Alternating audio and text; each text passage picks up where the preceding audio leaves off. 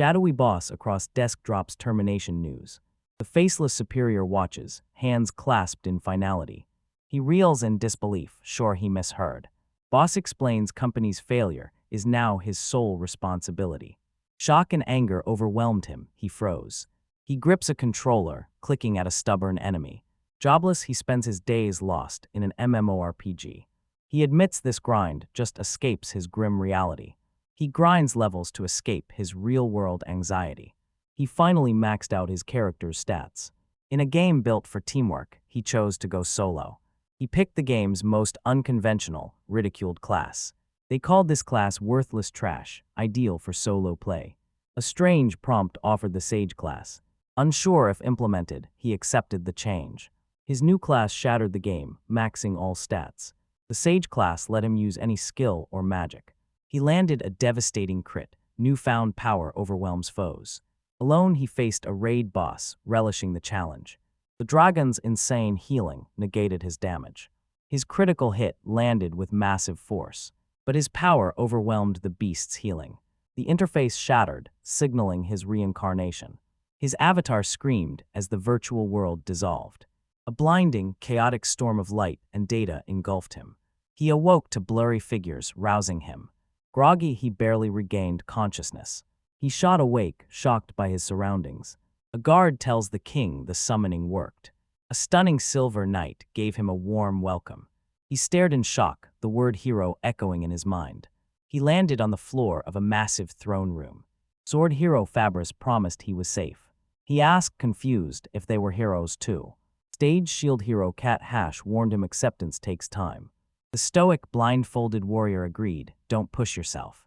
A mysterious hooded figure declared this wasn't a dream. Radiant woman introduced herself, Cyril, recovery hero. She playfully mentioned his youth, teasing his shock. Her closeness overwhelmed him, he flushed red. Fabris moved them along to show how to verify his status. She focused and a status window popped up. The display stunned him, looking straight out of an AR game. She revealed secrets hide, even from heroes. Desperate for answers, he summons his status screen. His panel revealed his name and class, Sage. He froze, every single stat was maxed out. Other heroes baffled, never heard of this class. Was the Sage class actually powerful in this world? Fabris turned cold, questioning if he was even a hero. He looks up, confused by her sudden sharp tone. The guards swore they followed the summoning perfectly. He wondered, was the ritual flawed or their chanting wrong? The king stroked his beard, weighing options. His patience snapped, furiously ordering Yuki to leave. Stunned, he yelled that they were the ones who summoned him. He desperately begged anyone for an explanation. Fabris coldly declared he was useless without being a hero. The hooded figure grumbled, expecting more from the rookie. Cat Ash agreed they misjudged him. The blindfolded warrior never heard of a sage. He asked what they meant, wondering if he was different. Cyril mocked him, saying his status made him useless. The word useless hit him like a physical punch. This unfair rejection felt way too familiar. He remembered faceless executives tossing him out. One superior sneered his success was a fluke. Another scoffed, claiming he wasn't worth 10 times his pay. A third smirked, claiming others wanted his job. Trauma of being declared useless, discarded, flooded back. The nightmare vanished, but the dread remained. Heroes decided he didn't belong and drove him out. The king declared him unwanted, ordering his removal. 2 guards grabbed him, declaring fake heroes unwelcome. He fought, but they dragged him down the long hall. They threw the fake hero out the main gate, sending him packing. Enraged, he swore never to return, even if they begged. He looked down the reality of a situation beginning to sink in. He stared at the city, realizing he was truly in another world. He confirmed this was no dream, it was real. He remembered their judgment. He was no hero, just a useless sage. Useless, huh, he muttered, pain stinging him. Even in a new world, nothing changed. He wondered quiet life or find a way back. He swore off that soulless corporate life forever. Fist clenched, he vowed to reach here. He had no clue how to survive. Thrown into this world without a tutorial, he was lost. He sighed, this new world felt hopeless. He joked it was time for a fated encounter. He spotted thugs cornering a girl, his chance to flip the script. The men silenced the struggling girl. They gagged the brat, sick of her trouble. From the shadows, did anyone see the commotion? They scrambled to move before being spotted. First Exiled, then he discovered a kidnapping. He was torn, help or look away. He sought no trouble, but it felt fateful. He tried to plan, but his foot scraped. A thug whipped around, locking onto the silent observer. Yuki freezes as two thugs spot him lurking in the alley. Heart pounds, he spotted and freezes. He frantically scans his skills, hunting for a way to survive. Thugs deem him a liability, fearing he'll cause a scene and get help. The leader draws a blade, offering a menacing apology. He lunges to silence Yuki for good. Yuki flinches, activating his divine protection as a magic circle flares to life. His world warps as thugs' attacks creep towards him in slow motion. The baffled bandits wonder why their attacks keep missing. The leader swings his knife, enraged by Yuki's nimble moves. Untouched, Yuki taunts the three for their inability to land a hit. He can't dodge forever, wondering if his new skill can counter. He shouts, activating divine protection with offensive intent. A massive magic circle erupts at his feet, freezing the thugs. Invisible shockwave blasts, slamming three bandits into alley walls. Dust and debris gently float down in the aftermath. Yuki collapses, exhausted but relieved he survived. He suddenly remembers why he's fighting. He rushes to the carriage, hoping she's safe. He peers over, calling out, "Are you okay?" He finds her bound, gagged, struggling on the carriage floor. Seeing she's unhurt, he finally breathes a sigh of relief. He comforts the terrified girl, telling her she's safe now. Untying her, he tells her not to worry. He handled the man outside. Shyly thanks him for the rescue and asks his name. Her fine clothes make Yuki assume she's a wealthy noble's daughter. He blushes, rattled by her curious gaze. She asks if something's on her face, then calls him cute. He stammers his name, Matsuzaki Yuki, but she finds it strange. He tells her to call him Yuki. She thanks him again. She questions his identity, sensing he's no ordinary adventurer. She reveals she's Yria Wily's kingdom's third princess. Stunned, Yuki mutters, "Third princess." The revelation flusters him. She smiles sweetly. He asked why bandits attacked a princess alone. She explains her princess life was peaceful, but too boring. Seeking a wider world, she left a note at the castle and began her adventure. She reached the city, where local thugs spotted her immediately. She explains how they cornered her in a dark alley. Terrified, she reveals they were selling her to slavers. Yuki quips she's a high-maintenance princess for a runaway. All Yria's eyes sparkle with excitement, insisting on hearing his story instead.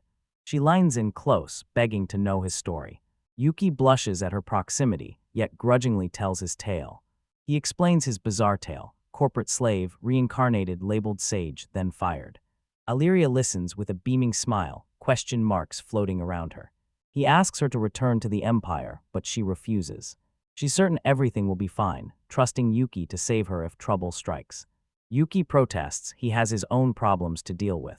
Yria asks if he fears the Empire will kill him if caught. She lines in close, revealing her secret plan to stay safe. She grabs his hands with surprising strength.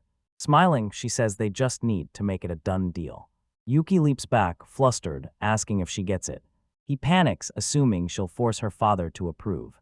She feels it's fate and wouldn't mind a brave man like him. He frantically denies it, insisting it was just coincidence. Yria sees he's weird but kind, nothing like a typical storybook hero.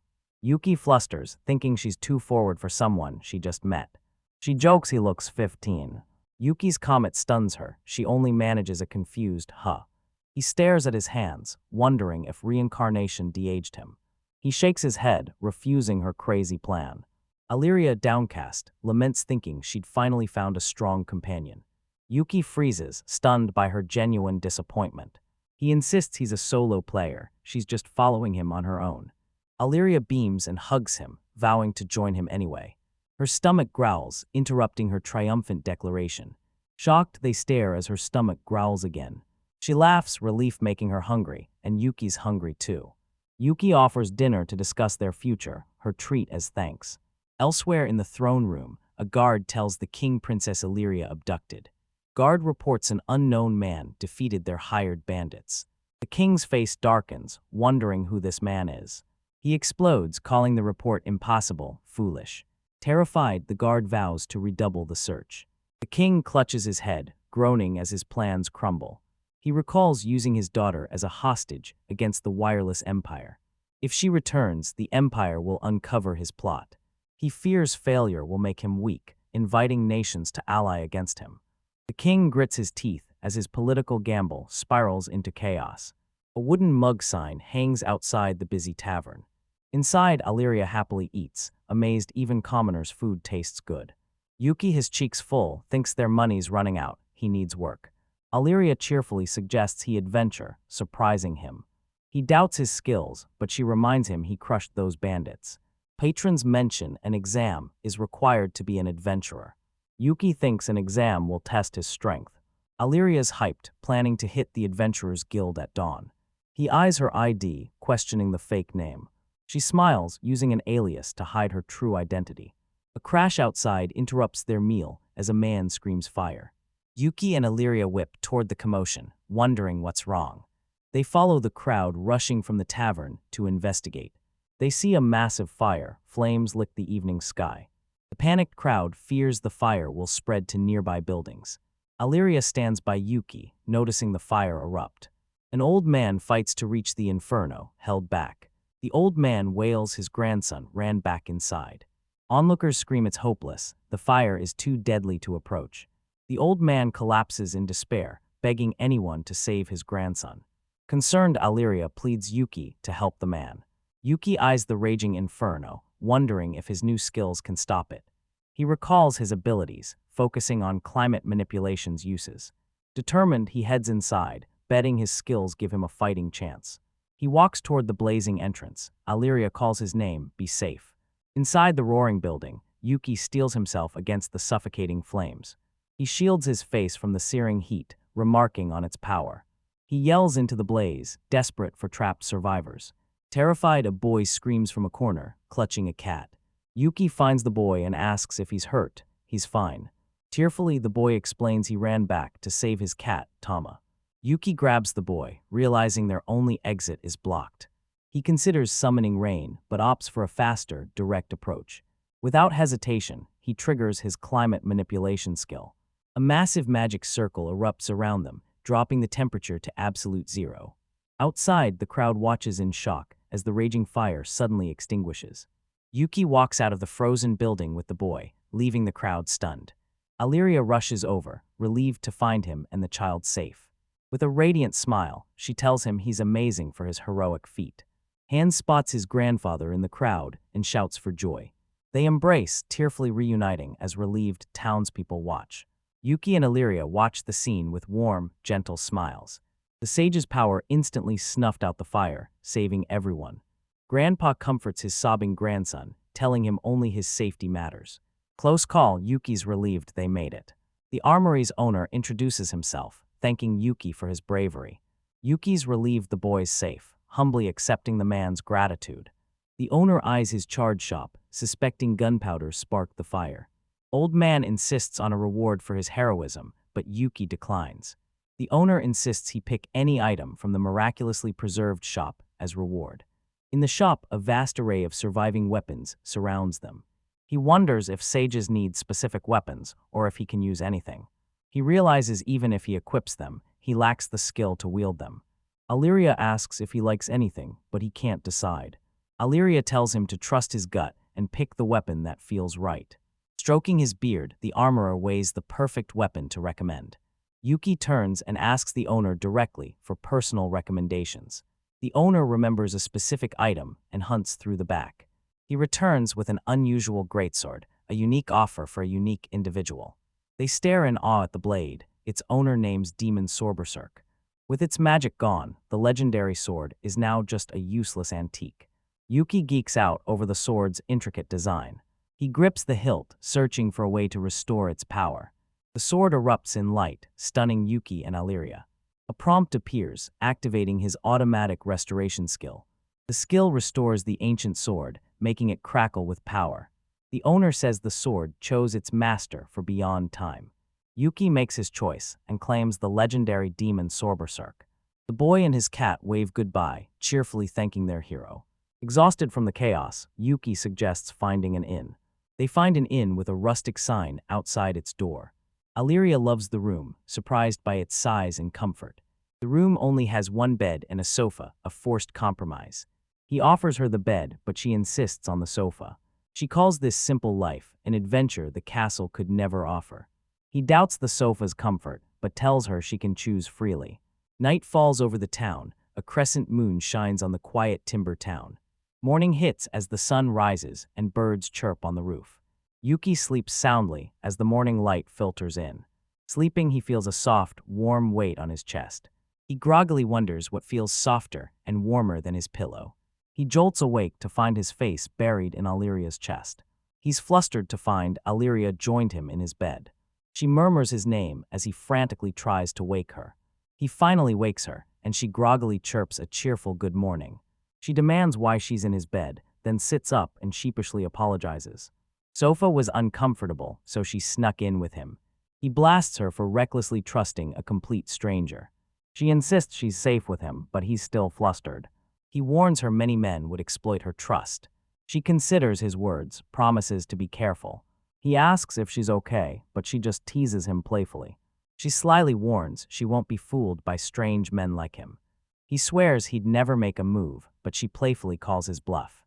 He lines in, flipping the script, teasing her.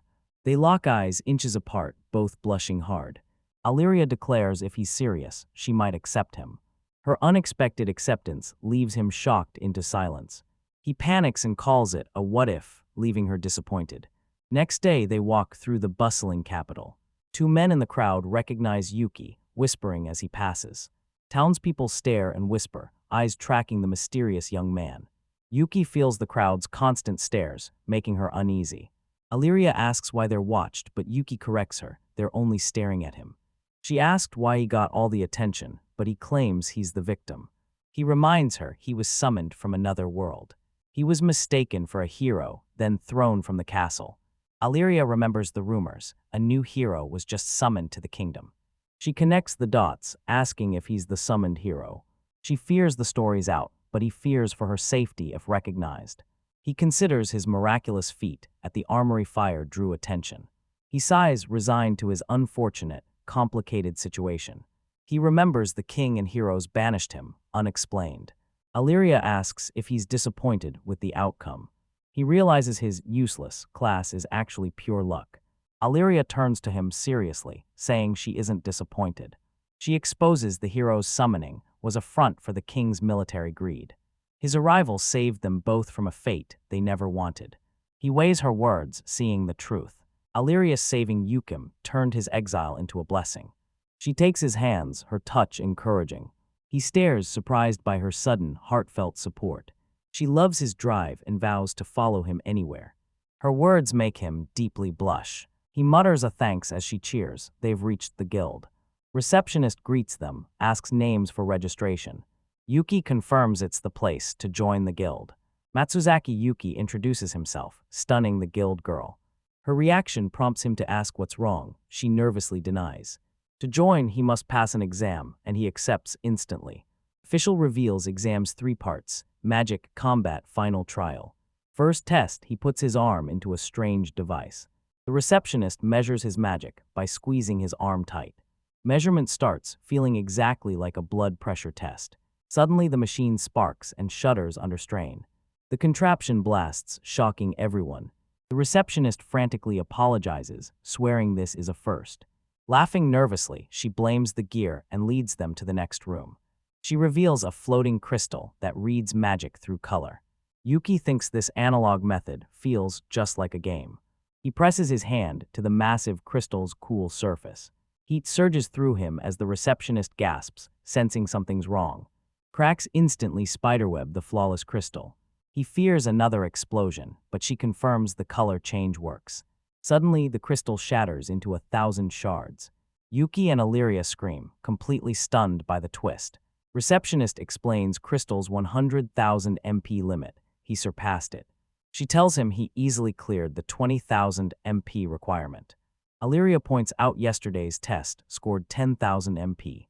She says even veterans would fail the new requirement. The receptionist whispers, hesitant to speak up. She reveals a royal order boosted everyone's scores, except Yuki. Yria's shocked the rules bent for him. Yuki finds it obvious. With all eyes on him, he can't afford to slip up. Receptionist takes them to the plaza for the combat exam. Yuki asked Yria about her test opponent. Wait, C rank. The receptionist warns him his opponent is no ordinary C rank. The receptionist warns him his opponent is no ordinary C rank. A hulking armored knight bursts from the gate, radiating menace. Regulus sneers, sentencing Yuki to death on the king's orders. Yuki will show this kingdom respect with his blade. Regulus sneers, be grateful for this empty threat. He brushes Yuki off, mocking his weakness and defiance. Fans roar for Regulus, but Yuki smirks at the hate. Regulus dares him to strike, mocking his thin blade. Yuki stands ready, divine protection flashes to life. The skill predicts every move, but he must stay alert. He must find an opening for one decisive blow. Yuki blurs, instantly closing the distance. Their swords clash, stunning Regulus with blinding speed. Staggering back, Yuki's hidden power shocks him. Was it magic? Their clashing blades blast a shock wave across the courtyard. Erranked adventurers below crack the stone ground. Yuki easily dodges attacks, but needs to strike back. Yria roars from the stands as the stunned crowd watches the duel. The crowd whispers that Yuki is reading Regulus' every move. Furious, Regulus demands the secret to Yuki's power. Yuki's sword shockwave slams into Regulus, making him scream. The knight flies across the yard, smashing deep into the stone wall. Yuki eyes his defeated foe, wondering if he won. Onlookers stunned, who is this man? Yria lunges into a hug, praising Yuki's strength. Receptionist stunned, Yuki humbly calls it a lucky hit. By crushing the kingdom's strongest, she declares he passed with flying colors. Yria tells him he's the kingdom's strongest, so be more confident. He asks about the final test and learns it's a practical camping trial. The receptionist says it needs prep and is tomorrow night. Medics haul Regulus away while Yuki and the others watch. Relieved, Yuki and Yria rest until the final test. At Oswald Castle, an aide reports to the king. The king's spymaster reports on Matsuzaki Yuki.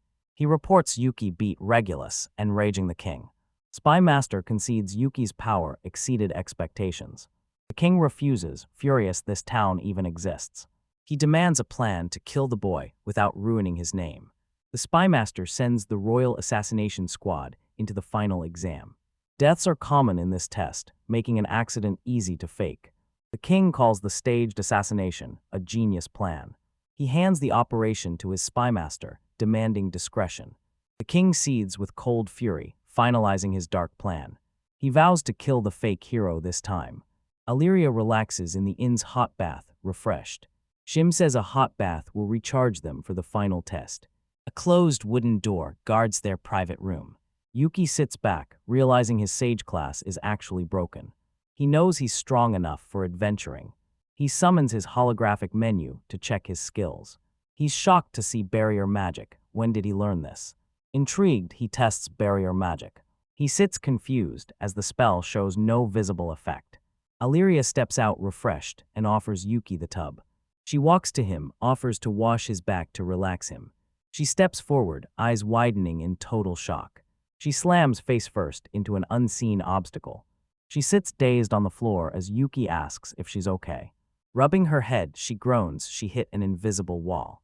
Yuki discovers his barrier actually blocks invisible attacks. A system prompt asks him to set a barrier password. He gets an idea, telling Yria to try High-Rate Goma or Open Sesame. Wrapped in a towel, Yria poses and shouts the magic words. Towel-clad Yria slams into an invisible force, shocked it's not Yuki. Yuki reveals his barrier magic, uses a secret password, blowing Yria's mind. Next day, the receptionist explains final exam rules at the campsite. Yuki asks if guarding the camp is enough, and the receptionist nods. She warns him the test lasts until 6 a.m. Yria and the receptionist wish him luck, leaving him to his task. Alone now, Yuki's first move is raising his defensive barrier. He activates his leveled-up barrier, a glowing runic circle forms. He questions the upgraded skills power, hoping it buys time.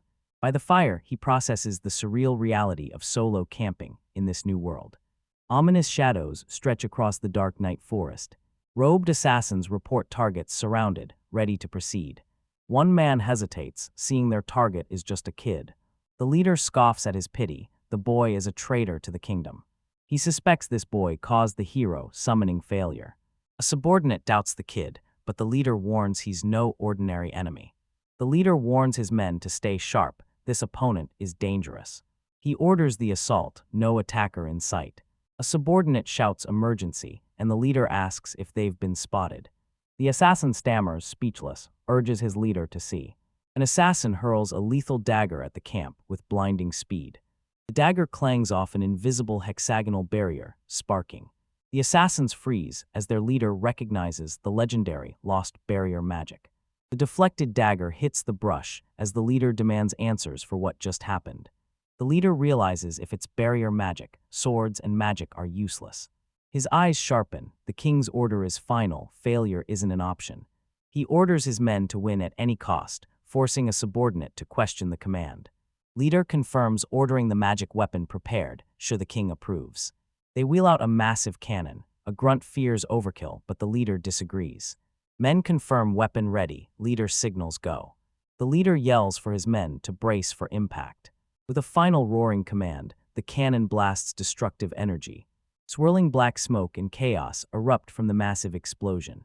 Assassins scan the smoke, checking for a kill. The leader's eyes widen in shock at their attack's result. Inside the barrier, Yuuki's clueless, wondering where the attacker is. One shot wasn't enough, so the furious leader orders the backup cannons. He commands his men to focus fire on one point to break through. A soldier reports the barrier won't budge, infuriating the leader. Yuki calmly checks his dinner, wondering if it's finally ready. He tastes the stew, surprised this simple meal is so good. Patting his full stomach, he wonders if the exam attackers will show up. The baffled assassins wonder if their shock waves even reach him. Yuki yawns, tired after his meal, and goes to bed. Enraged, the leader orders his men to fire, incinerating the campsite. The forest is devastated, trees shattered and smoke chokes the air. Assassins report empty magic catalysts, but the leader calls it a joke. He eyes the pristine campsite, baffled their weapons can't scratch the barrier. A soldier asks for orders, but the leader admits the mission failed. He mutters he can't report this. The boy's power might surpass a hero. He knows they can't beat an enemy they can't touch. The leader orders a full retreat, telling his men to leave no trace. The assassins retreated without even seeing their target, let alone hurting him. Next morning, the receptionist and Yria discover the campsite in a cratered wasteland. The panicked receptionist rushes forward, yelling for Yuki's safety. She slams face first into the invisible wall, dizzy and confused. Yria's eyes widen, remembering last night's invisible barrier. She remembers Yuki set a password for the barrier. Yria strikes a dramatic pose and shouts, "Open sesame." She leads the receptionist through the open barrier, receiving a meek thanks. They find Yuki sleeping. The receptionist wakes him, noting he passed the night safely. Yuki wakes up groggy, asking who's there. The receptionist snaps, shocked he's the first person to ever sleep mid-exam. Yuki protests it's not his fault the examiner never showed up. The receptionist raises a hand, demanding he hear her out. She explains the examiner came, but couldn't breach an unseen wall. She thinks the wall hid the attack from Yuki. Yuki eyes the devastated forest. His upgraded barrier blocked everything, even sound. Adjusting her glasses, the receptionist confirms he passed for defending the camp all night. Smiling thumbs up, she congratulates him on passing the exam. Yria hugs a blushing Yuki, celebrating his win. Back at the guild, Yuki claims his adventurer's license, starting a new chapter. His new life is a total 180 from his old corporate world. Yuki and Yria hit the Calron Plains to tackle their first quests. Yria is stunned by the mountain of gear needed for their first mission. Yuki accepted 10 similar quests at once for efficiency, impressing Yria. He scans the beginner guide for the best gathering spot. He reads a guidebook entry, his eyes widen in surprise. "I see," he mutters, scanning the map for the required herbs. He decides they'll head to Choron Forest, but Illyrian notes it's off route. Guidebook shows required herbs grow more in forests than plains. Yuki explains high magic density sprouts more herbs and flowers. Illyria's worried. She hasn't tested her new blade against the forest's strongest monsters. Yuki turns confidently, telling her not to worry. He reminds her the guide says no strong monsters are near the capital. His barrier blocks all attacks. Yria trusts him. They reach the misty Calron Forest, ready for the mission. They trek the forest, a shimmering hex barrier shielding them. As predicted, they find the flowers, and Yria is thrilled. He declares they'll gather from one end. Yria cheerfully agrees. Yria hums, calling this quest a total picnic. A wolf, slime, and giant mantis burst menacingly from the undergrowth. An invisible barrier stops the monsters cold as the group gathers herbs. Their bags overflow with herbs and flowers. A system prompt pops up, asking to store his entire inventory. Yria sees full bags, oblivious to Yuki's new trick. He opens his inventory. A hexagonal grid materializes, shocking Yria. It's a game-style item slot, a magical space for storage. Yria is stunned, realizing Yuki's power is on a whole different level. They continue their work, ignoring the weight or space of their items. As the sun sets, Yuki suggests returning to the capital, and Yria happily agrees. A blinding flash erupts in the sky, startling Yria and alerting Yuki. Lightning rips through the dark sky as deafening thunder roars. Yria finds the storm strange, but Yuki senses unnatural rapid lightning strikes. The roar intensifies, vibrating right through Yuki's barrier. Yuki investigates the disturbance and asks a hesitant Yria to join him. He'll watch from a distance, believing no powerful monsters belong this close to the capital. The unnatural storm rages over the forest, thunder echoing through the ancient trees. Deep in the woods, Fabris leads his summoned heroes toward their objective. Cyril teases Fabris, doubting the legendary water-eyed dragon is actually this close to the city. Cyril fawns over Fabris, certain she'll defeat any foe with one blow. Cat Ash snaps at flirty Fabris and Cyril. This mission is no picnic. Fabris scoffs at the approaching wolves, calling them small fry not worth her time. She effortlessly swings her massive greatsword, ready to finish the beast without warming up. One wolf tanks her hit, proving way tougher than she expected. Fabris smirks confidently, amused by the creature's unexpected challenge. Her powerful blow sends the resilient wolf flying through the undergrowth. Cyril cheers for Fabris' victory, but the hooded figure doubts his true strength. The hooded figure senses intense magic, predicting monsters will only grow stronger. Cyril ignores the warning, claiming Fabris is unbeatable against any foe. Trusting the sword hero's power, the party pushes deeper into the forest. They reach a clearing where a cave entrance looms, sealed by a massive stone tablet. Kadash scans the seal's runes and reports they're empty. Cyril teases Fabris for being tense, but the sword hero deflects with a smooth compliment. Kadash snaps at his team to focus as his sharp ears catch a creepy noise. Massive stone seal cracks, splinters, its ancient magic failing after 1,000 years. Fabris and Cyril jump at the noise, still refusing to believe the legendary dragon is waking up. The seal explodes with a deafening boom, revealing a colossal draconic silhouette from the dust and darkness. Fabris stares in shock as the massive beast towers over them. The legendary water-eyed dragon, a shimmering, translucent blue crystal, reveals itself. The blindfolded hero warns the stunned Fabris they're in grave danger. Fabris rallies her party, shouting they can't lose if they fight together. She orders Cat Hash to shield the dragon's attack, but he angrily refuses the suicidal command. The party's unity shatters into panicked arguments, fear overriding duty before the great beast. The dragon unleashes a massive energy blast, swallowing the clearing in blinding light. The blast crushes the heroes, shattering their formation and courage. Cyril screams in despair, her healing magic useless against the dragon's massive power. His nerve broken, Kadash declares the monster unbeatable, flees, abandoning his comrades. Abandoned by her coward ally, Fabris must survive certain death alone. The dragon spreads its crystalline wings, descending with the speed and force of a falling meteor. It slams down, crushing Fabris' party under its massive claws. The impact clears the throne, leaving Fabric broken and paralyzed by agony. The dragon's icy gaze locks onto the broken sword hero, the last survivor. Overcome with primal fear, Fabris whimpers, begging the colossal creature to stay away. Her plea turns into a scream, echoing through the forest and sending birds scattering. A scream draws Yuki and Yria, who gape at the carnage. Yuki surveys the wreckage, knowing he should have been ready for this chaos.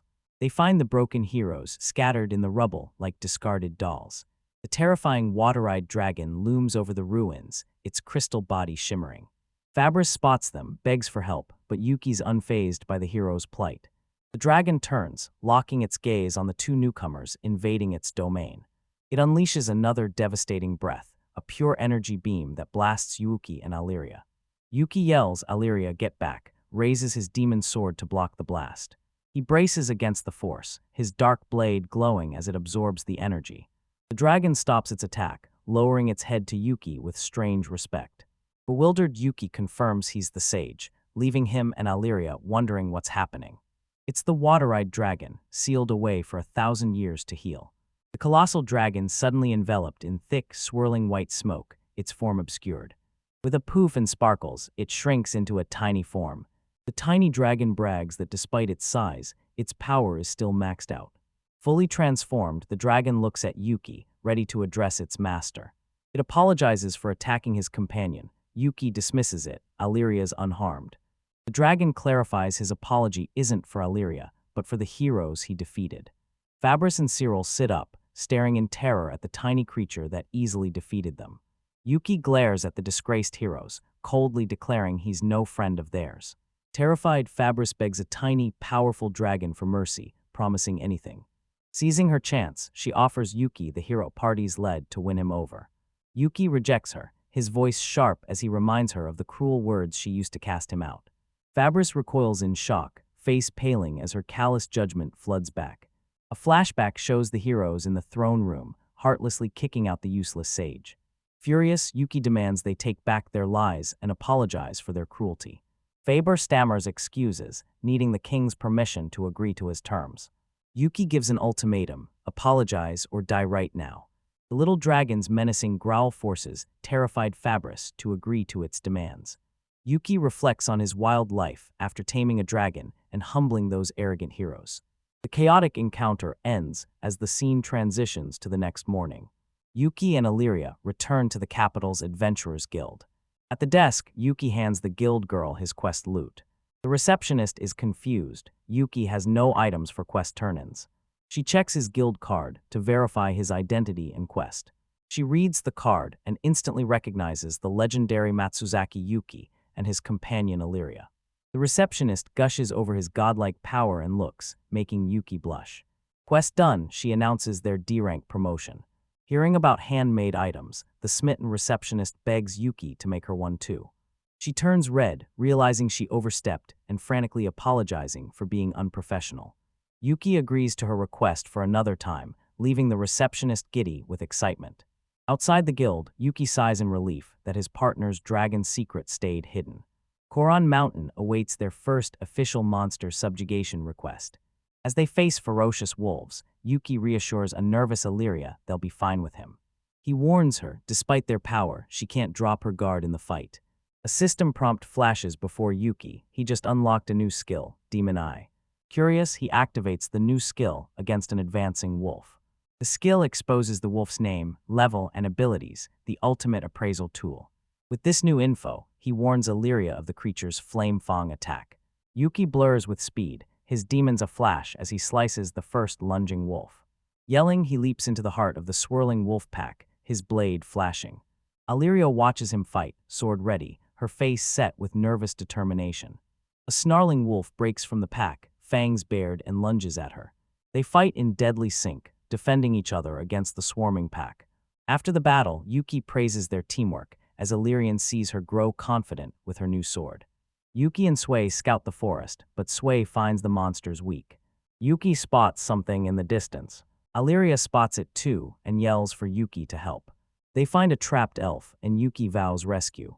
They hack the regenerating vines, but Yria screams they're endless. Thorny vines constrict the captive elf's legs. Yria gasps, surprised and afraid. She's also ensnared, dismaying them both. Yuki knows hunting the main body is faster. He asks Sui to create a diversion, luring enemy attacks. Sui zips past, taunting the vines to follow. Vines distracted, Yuki uses Demon Eye to search. He spots the source, a giant monster flower hiding in the brush. He targets the creature's core before the vines react. Divine protection flares, he lunges, sword high.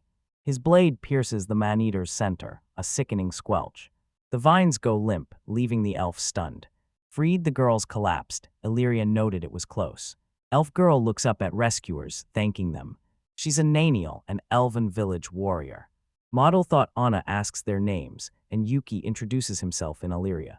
Yuki and Yria gasp. Elven lands are miles away. Anna reveals her village's elves are vanishing. Tracking her friend's captors, she got ambushed. Yria freezes, remembering the stories of elf slavers. Aina confirms it, though slavery's forbidden. The kingdom of Oswald reportedly harbors such criminals. Yuki links these bandits to Yria's kidnapping attempt. Mado thought he tells Aina to stay and hunt clues in the capital. He vows their full support for her cause. Aina accepts, determined to find her friends. Yria settles it. Yuki welcomes Aina to the team. Aina spots Sway and asks about the weird toy. She's stunned when it speaks. Yuki promises to explain. A familiar face returns to the Capital Guild. Bruised, bandaged, a figure storms the counter, demanding service. She demands every detail about adventurer Matsuzaki Yuki. She slams the counter, bragging she's the king's favorite hero. Impatient, she grabs the receptionist and threatens her for answers.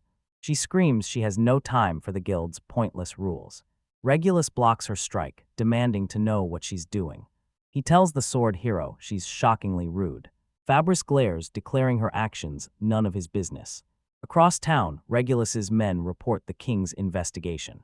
Fabris suggests an alliance to crush the fake hero who beat them. People scoff, doubting she could corner Yuki. He remembers Yuki's direct style and senses zero malice. Fabris rages, asking who dares defy a hero's command. Regulus orders her to stop. She's in no condition to fight. The sword hero curses through gritted teeth. She retreats, vowing to expose the fake hero alone. The disgraced hero slams the door and vanishes. Regulus questions the king's obsession with one adventure. He paces, anxious that Yuki's been branded a rebel. He suspects the official Demon Lord story is fake. He strokes his chin, piecing it all together. Looking over the city, he decides to investigate personally. Next morning, Yuki groans awake, blushing hard. Pinned between Yria and Aina, he can't even move. Rewind to last night, how it all started. As their party grew, Yuki suggested separate rooms. They shared a room, but Yuki hated the price. Yria chirped that sticking together is way more fun. Nervous, Aina agreed, warning Yuki, no funny business. Confused, Yuki asked, funny how? Blushing hard, Anna called him an idiot, too embarrassed to explain.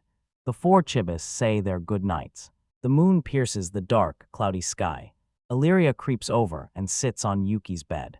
Ina sits up, asks Yria why she's in the wrong bed. Yria claims she needed air, but it's a pathetic lie. Anna confronts her, asks why she's flustered if she's tired. She accuses Yria of targeting the sleeping Yuki. Yria blushes, admitting no excuses for her behavior. She confesses she snuck in because Yuki's side is comfy. She tests his claim by climbing right into bed with him. She calmly states she's doing the same as Yria. Yria claims her right to be there, but that's not the question. Yria reveals Yuki unconsciously touches her chest sleeping.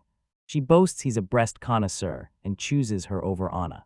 Anna fires up, challenging her to let Yuki decide. Absurd competition started, trapping Yuki between them. Asleep, Yuki's hand shifts onto Yria's chest.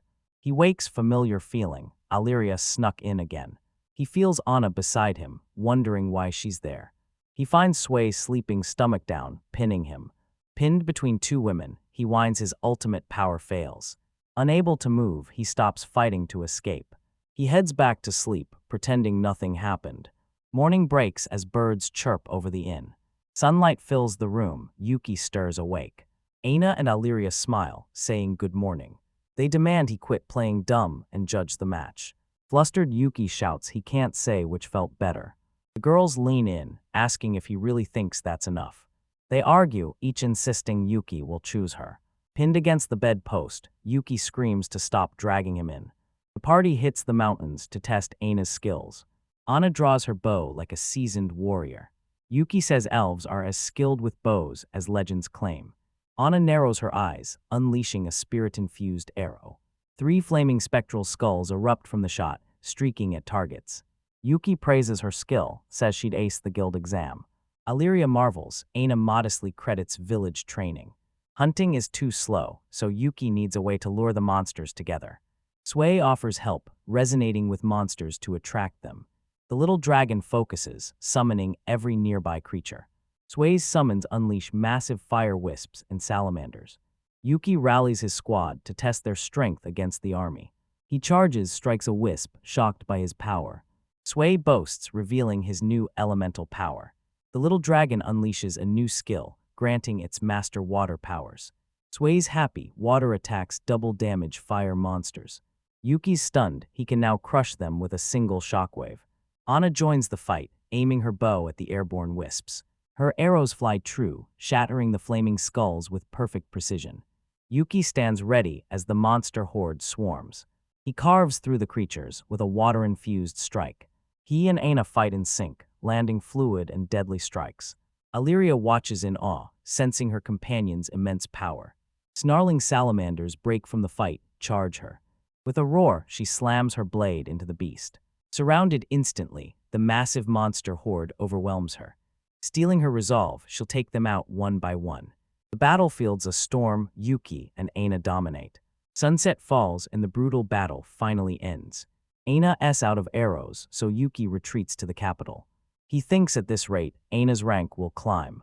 Anna laughs, calling Yuki's power too freakish to measure. Yuki finds Yria silent, asks what's wrong. She fakes a smile, insisting she was just lost in thought. He asks if she's tired from fighting monsters all day. Yria denies it, insisting she's still got plenty of energy. Aina stretches, bath ready, as Yuki agrees, time to head home. Yria compares her strength to her friend's massive power. She wonders if she's even helping Yuki. Smiling, Anna returns, ending the adventure. In Oswald's capital, a familiar face watches them return. Recovery hero Cyril steps forward and introduces herself. She lines in close, confessing her love for Yuki. She gushes as his power and heroic looks steal her heart. Flustered, Yuki tries to stop her, reeling from the sudden confession.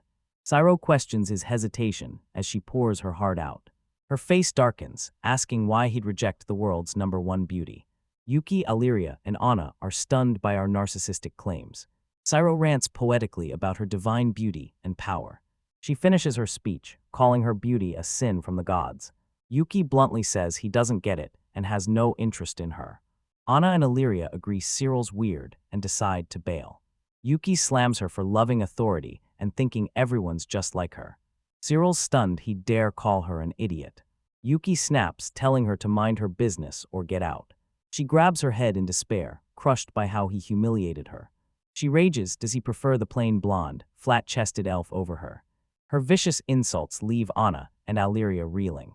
Yuki's face hardens, he won't tolerate insults to his friends. He says despite her looks, her rotten personality makes her charmless. He claims she can't match Anna and Illyria's appeal. Cyril's speechless, her face a mask of pure shock and disbelief. She lunges for him, but he grabs her wrist. She shifts tactics, leans in seductively, offering affection. She purrs, don't hesitate, promises to teach him about adult women. Tense silence hangs as he readies to respond to her advance. He shoves her, shouting, get a grip. She stumbles back, faking an injury to frame him for assault. He retorts he's never violent with women, implying she's not one. He bluntly tells her she has zero appeal and is a total waste of time. He warns Fabris, see them again, they die.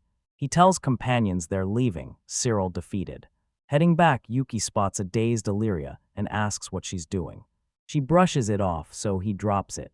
Yria turns to him, thanking him for everything. She thanks him for defending her when she couldn't speak. He shrugs it off, claiming he only spoke the truth.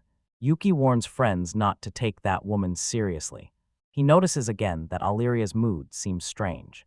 He wonders why Cyril's words rattle her when she's normally so tough. They reach the tall, timber-framed Adventurers Guild. The guild receptionist greets Yuki by name. She asks their business. He explains they report a subjugation quest. She flips his guild license to check the records.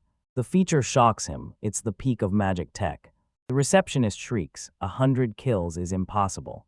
She confirms his one-day subjugation count broke records. Processing the report, she tells him he's officially ranking up. Prepping his license, she asks for Illyria's card too. Yria refuses to surrender her adventurer's license. She claims she's defeated fewer monsters than Yuki and Anna. She can't keep up and settles for D rank. Yuki asks the receptionist for guidance. It's her first time too. Guild rules mean Yria keeps her current rank. Yuki asked for time to think, granting them 3 days. He accepts but asks her to delay his rank up. Outside the guild, Yuki tells Yria, change the mood. He immediately asks why she turned down the promotion. She apologizes, but he stops her, just wanting the reason. She admits she's useless compared to their power. She recalls Yuki's defense from Cyril's insults. She feels she isn't qualified for their reward. Yuki listens intently, understanding as he processes her words. Yuki admits to Aina he pushed Yria too hard. He turns to Yria, telling her not to lose confidence. Anna watches them, eyes sharp and determined as she weighs the situation. She suggests Yria complete a Sirang quest with her Sirang power. Yuki agrees, urging Yria to try, but the princess hesitates. He says if she ranks up on her own, no issues. This isn't official, he's just testing her strength. Anna offers to spar with Yria for the challenge. She teases the princess, warning she'll soon outrank her. Yria accepts the challenge, her eyes burning with new determination. Yuki decides to rest today, readying for tomorrow's trial. Next morning, the party's ready as Yria vows her all. Alone at the dark goblin nest, her courage wavers. A goblin leaps from shadows, making her shriek in surprise. Snarling goblins swarm her from every side. Otherworldly sage starts special training. Yuki blocks the goblin, slamming Yria for her slow reaction. He explains this is her C-rank quest to test her power. Goblin ambushes, Yuki yells, warning the princess. Yria spins just in time, her sword slams the goblin's club. Relentless goblin attacks overwhelm her, leaving no opening to counter. Yuki yells for her to trust her defense and believe in herself.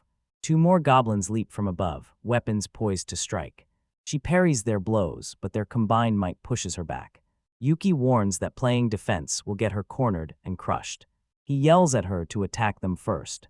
His words shatter her fear as she faces the charging monsters with fresh resolve.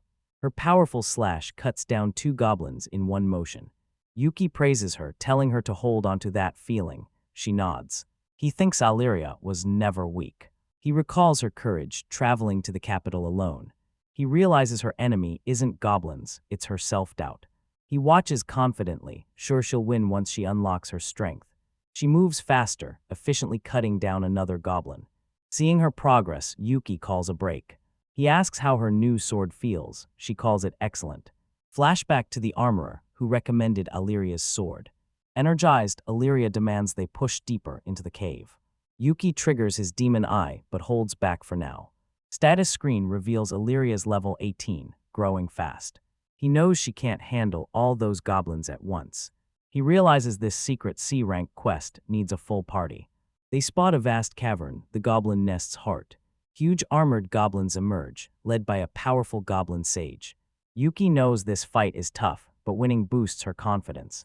He tells Sui to lure the armored goblins away one by one. He tells the little dragon to pull them away, making the fight manageable.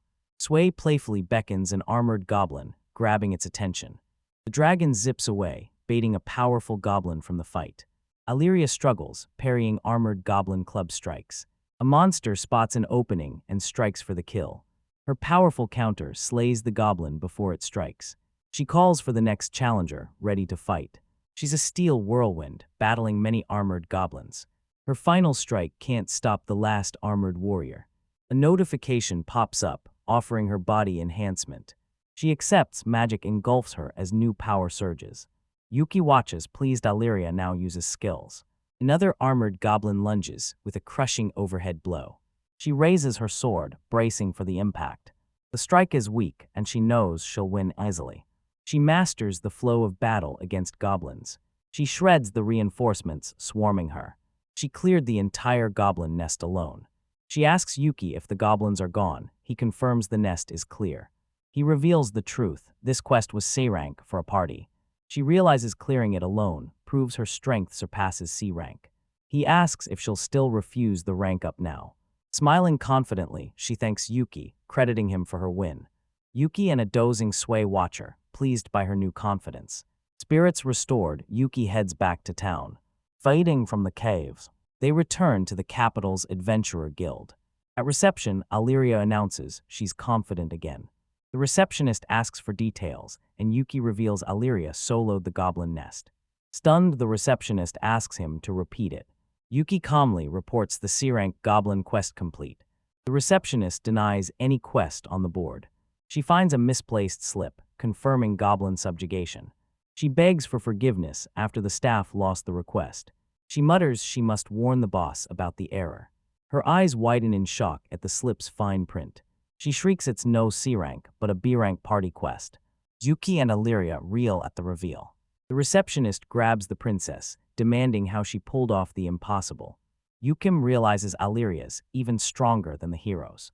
Anna finds Yuki surrounded by glassware and herbs. He finally tests his alchemy using their materials. Mixing the ingredients, his skill triggers a glowing magic circle. Poof, system confirms he created a level 1 potion. Yria's stunned he's crafting potions, items usually only found in shops. Aina asks if he'll use rare alchemical holy water. She reveals holy water is essential to her village. Sui cheerfully offers some, boasting it's easy for a water dragon. Trusting the dragon, Yuki holds out a large beaker. Sui opens wide and blasts a massive torrent of holy water. Yuki triggers his alchemy again with the new ingredient. He synthesizes a shining LV2 potion that glows faintly. Sui claims the legendary alchemist could craft far superior things. Yuki holds up his creations, realizing experimentation unlocks new recipes. Yuki activates his alchemy to brew a new potion. The mixture flashes, stunning Yuki, Yria, and Anna. He created a level 3 shining potion, delighting all. He easily crafts high-grade potions without equipment.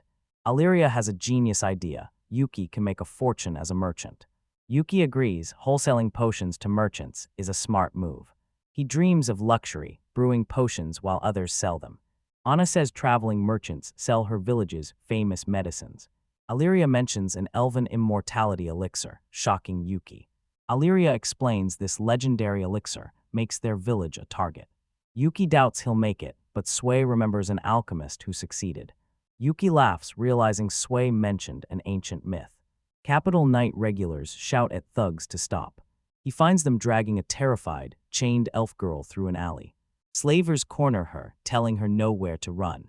A thug grabs her throat, warns she'll never go home. They threaten her life, back to her cell, no fight.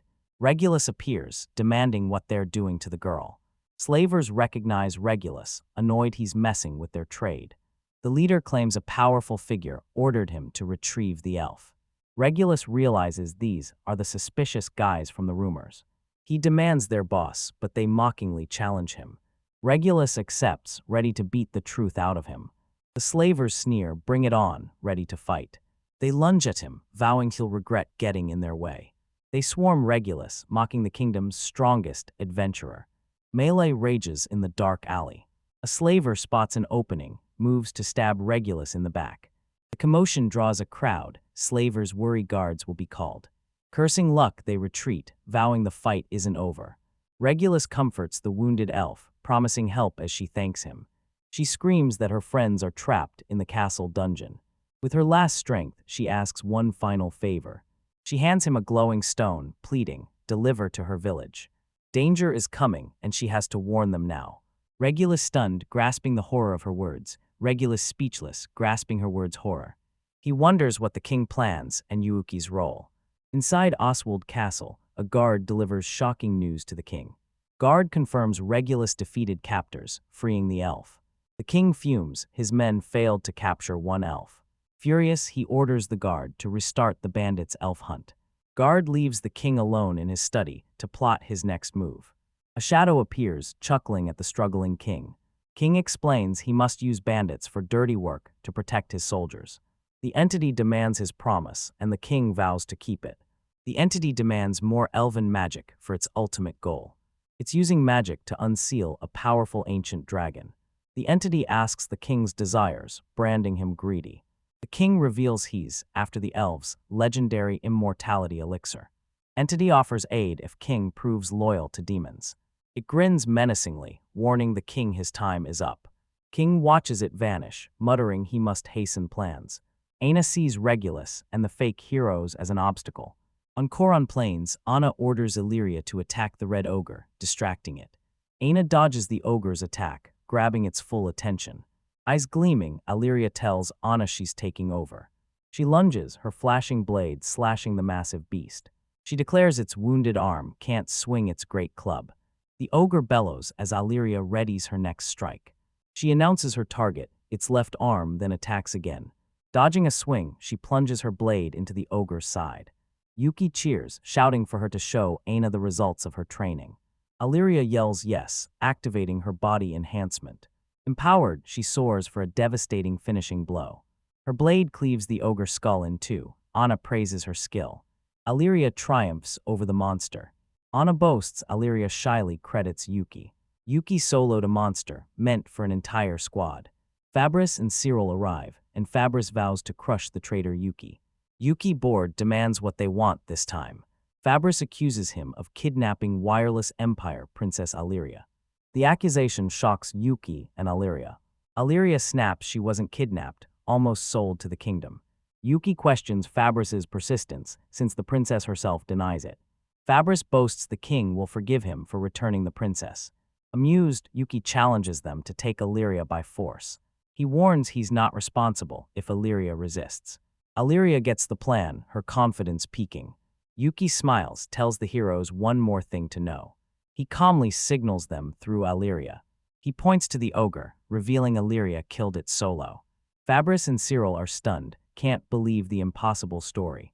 Yria dares them to witness her power firsthand. Goaded by Cyril, furious Fabris accepts the challenge, drawing her sword. She lunges at Yria, striking hard to test the princess's skill. Yria easily parries the strike, it's her turn now.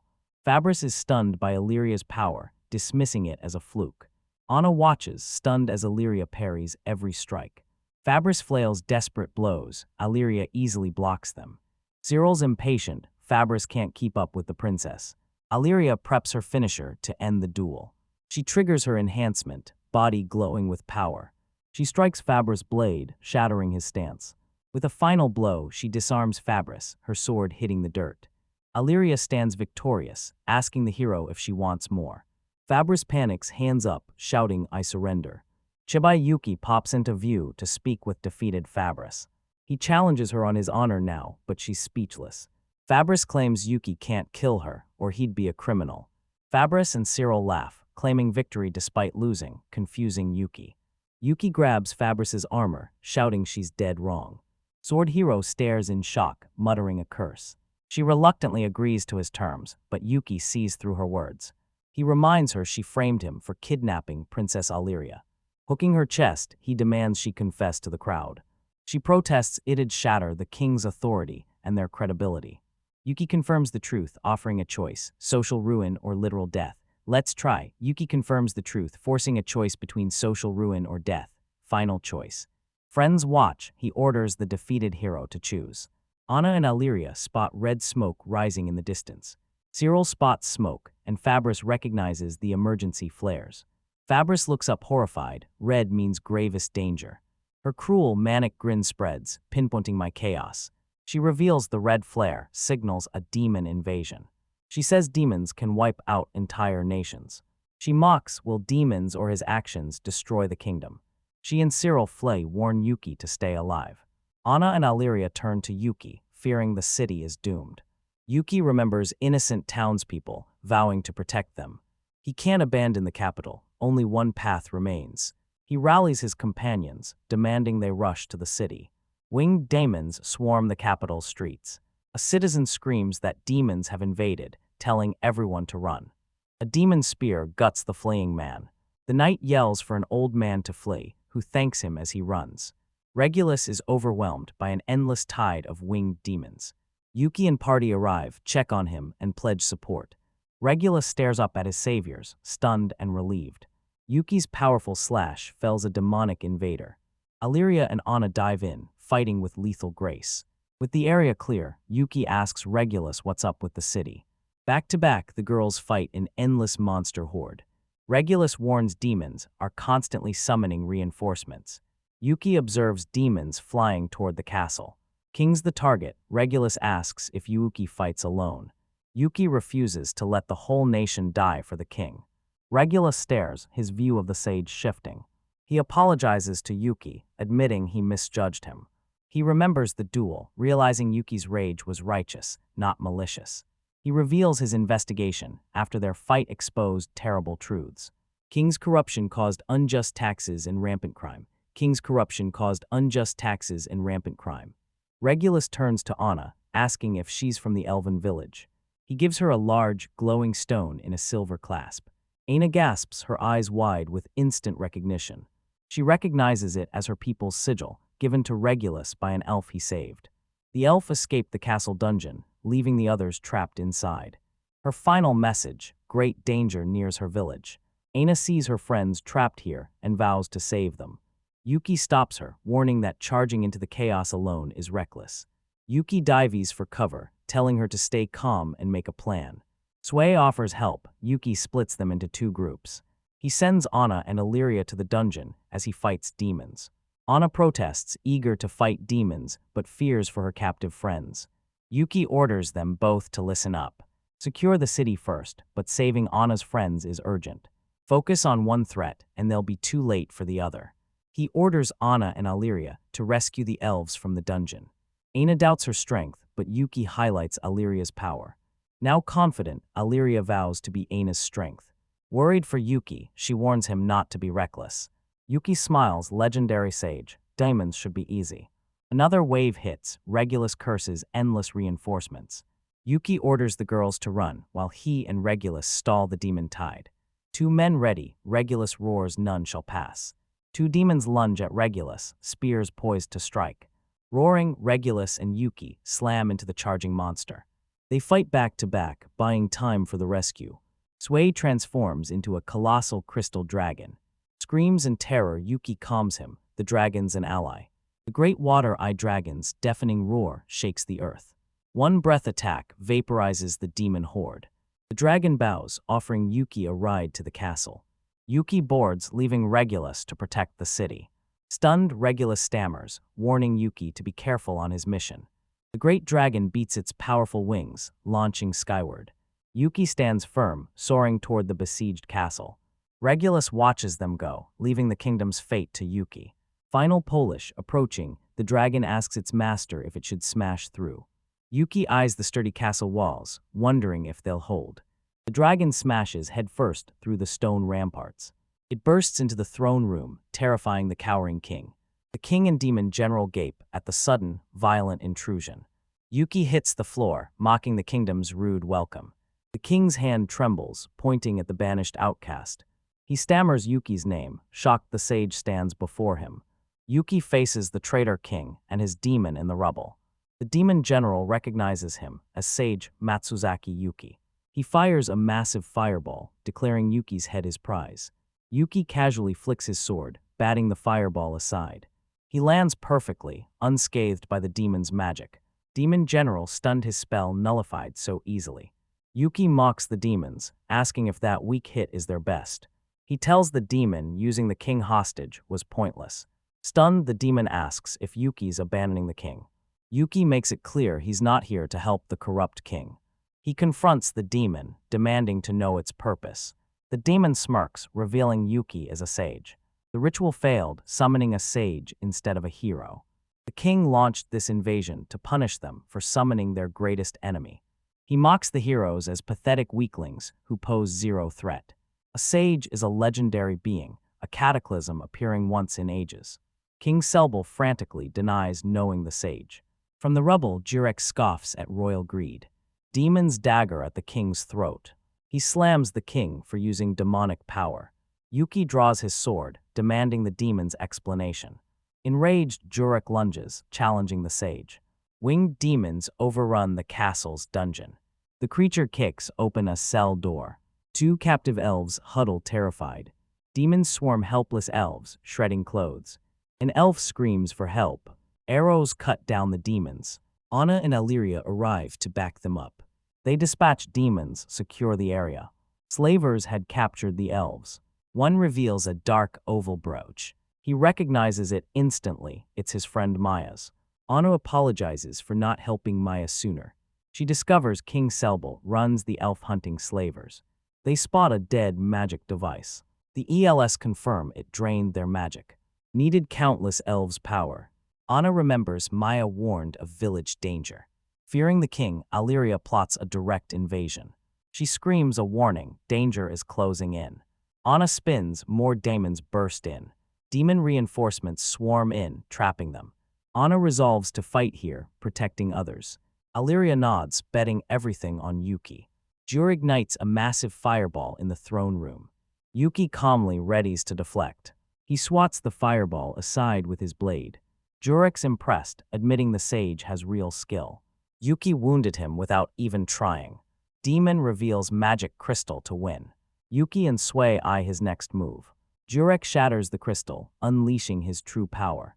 He swallows the shards, his body transforms. Magic surges through him, fueling a monstrous change. He emerges massive, power surging, stats skyrocketing. He unleashes a fiery storm from above. The Demon King fires his barrage, screaming for Yuki's death. Yuki readies his blade against the magic barrage. The strike blasts the castle tower apart. Below, Regulus panics. Violent tremors from above rock the dungeon. Yria and Aina worry about Yuki. Zurich laughs, mocking the sage he thinks beaten.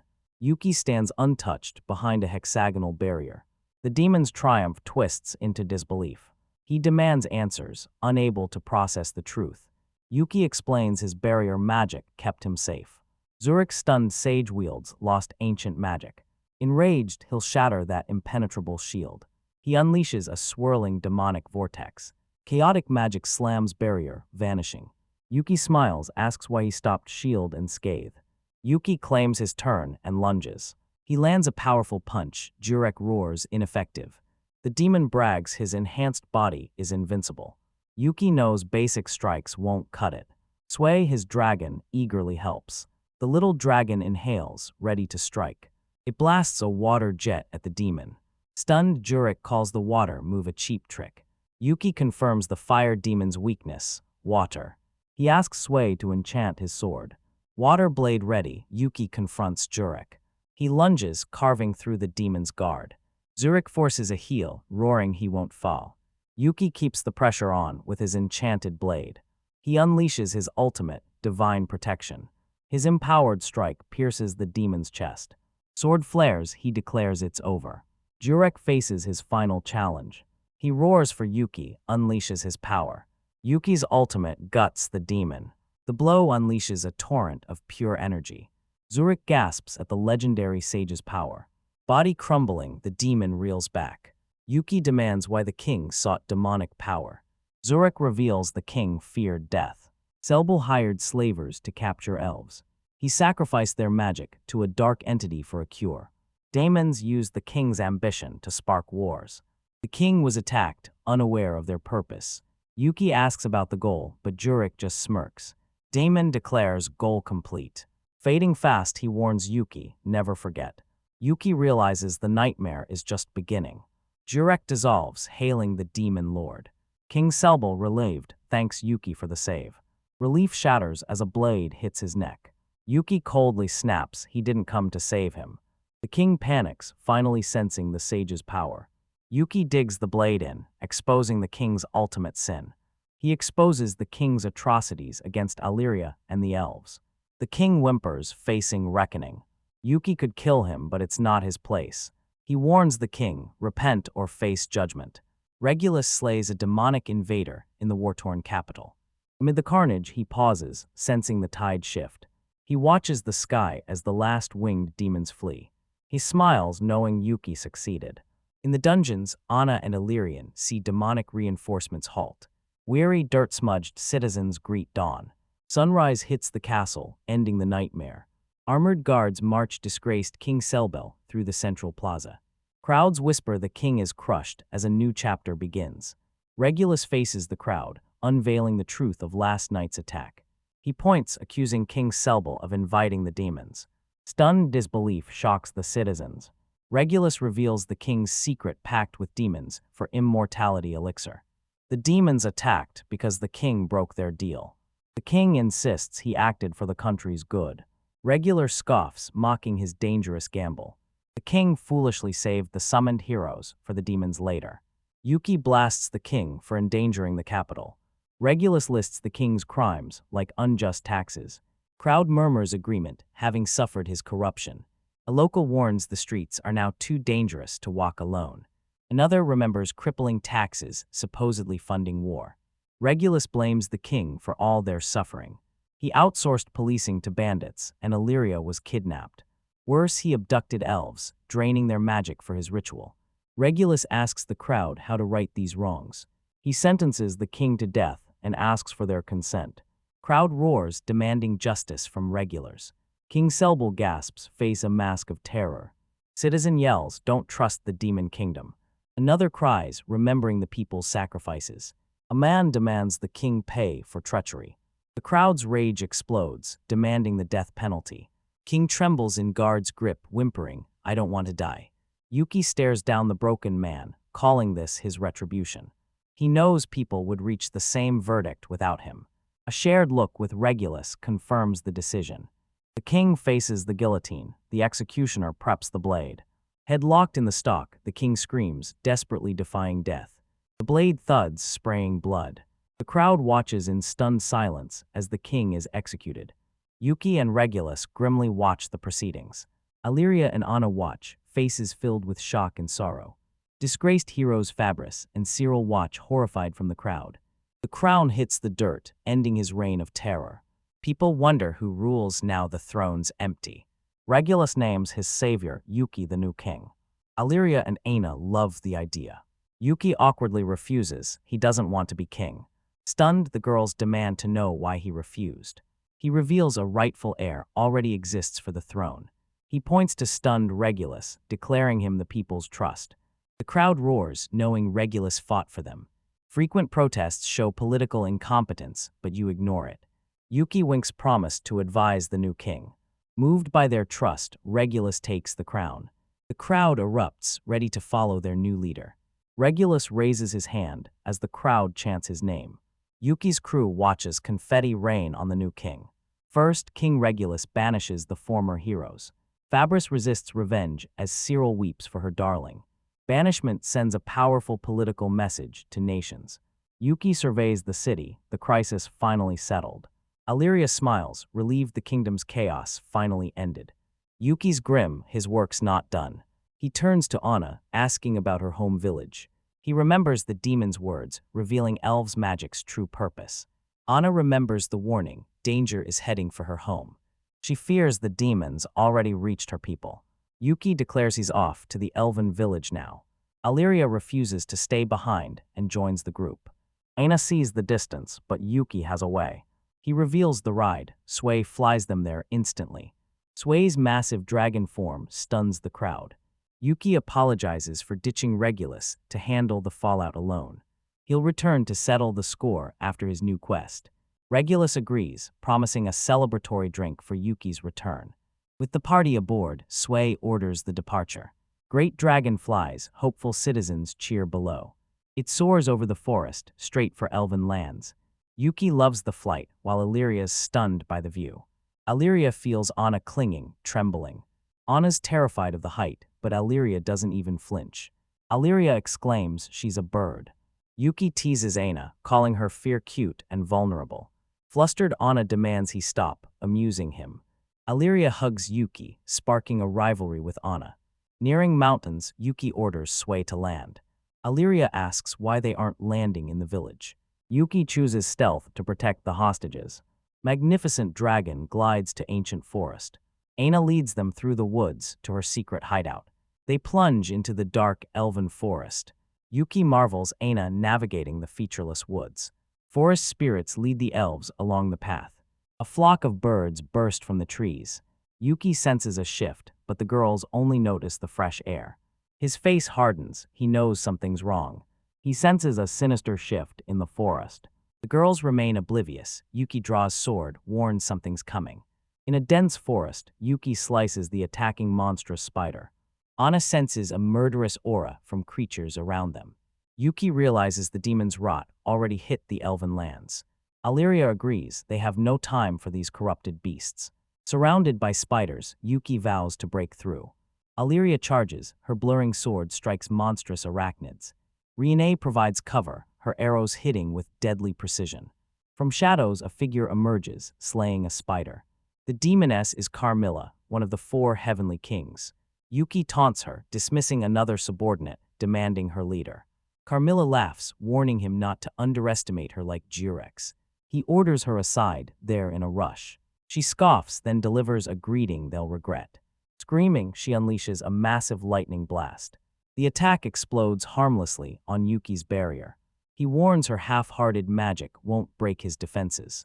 Carmilla faked shock, realizing he held the dragon. She taunts them, "Can your attacks even reach me?" Anna steps up and draws her bow, telling Yuki she's got this. Carmilla's lightning shield vaporizes her arrows mid-flight. They're stunned, her arrows were brushed off like nothing.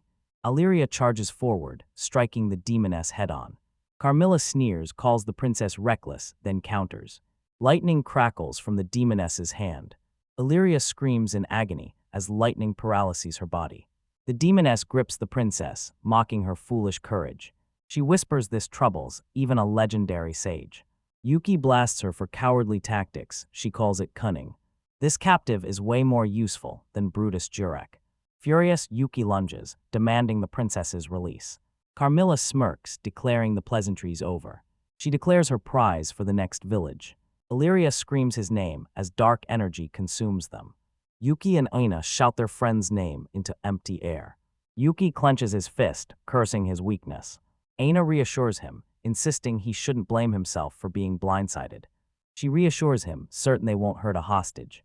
He asks how much further, and Aina says they're close. Suddenly, Sway's horn pulses with strange energy. The little dragon senses a massive evil power gathering nearby. Aina senses disaster at home. They need to move fast. They cautiously near the hidden elf village. They reach the fortified gate, but Yuki knows charging in is suicide. He senses the eerie silence. Suspects look out silenced. Aina says don't worry, just follow her. She leads him right to the forest's edge. Illusion fades, unveiling her secret emergency stairs. Yuki fears ambush, but Aina trusts the path. Only a few elves know this secret passage. Tunnel's end, she declares it's safe to enter. They arrive to a piercing scream echoing from a nearby alley. They spot a young elf girl attacked by leering horned demons.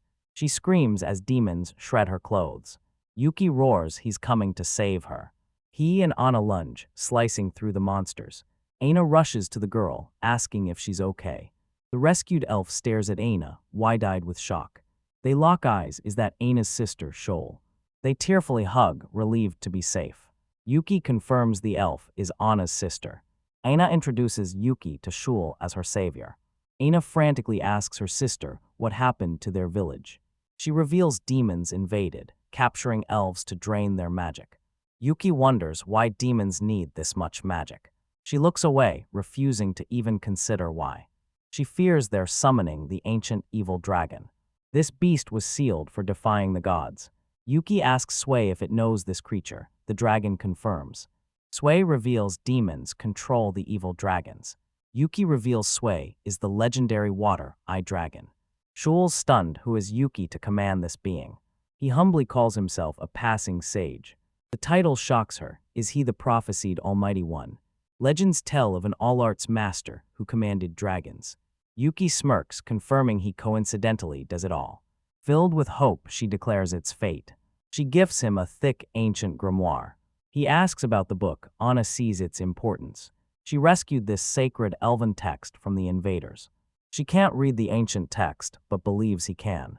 He opens the book, hoping to decipher the ancient ruins. He focuses, and everything finally clicks. He masters Flare instantly, leaving Aina stunned. This new magic is the key to crushing Carmilla. The elf sisters rush to confront the demons. Anna orders her sister, evacuate while we fight. Yuki locks in the plan, rescue the captives, then strike. Suddenly, the ground erupts in a violent tremor.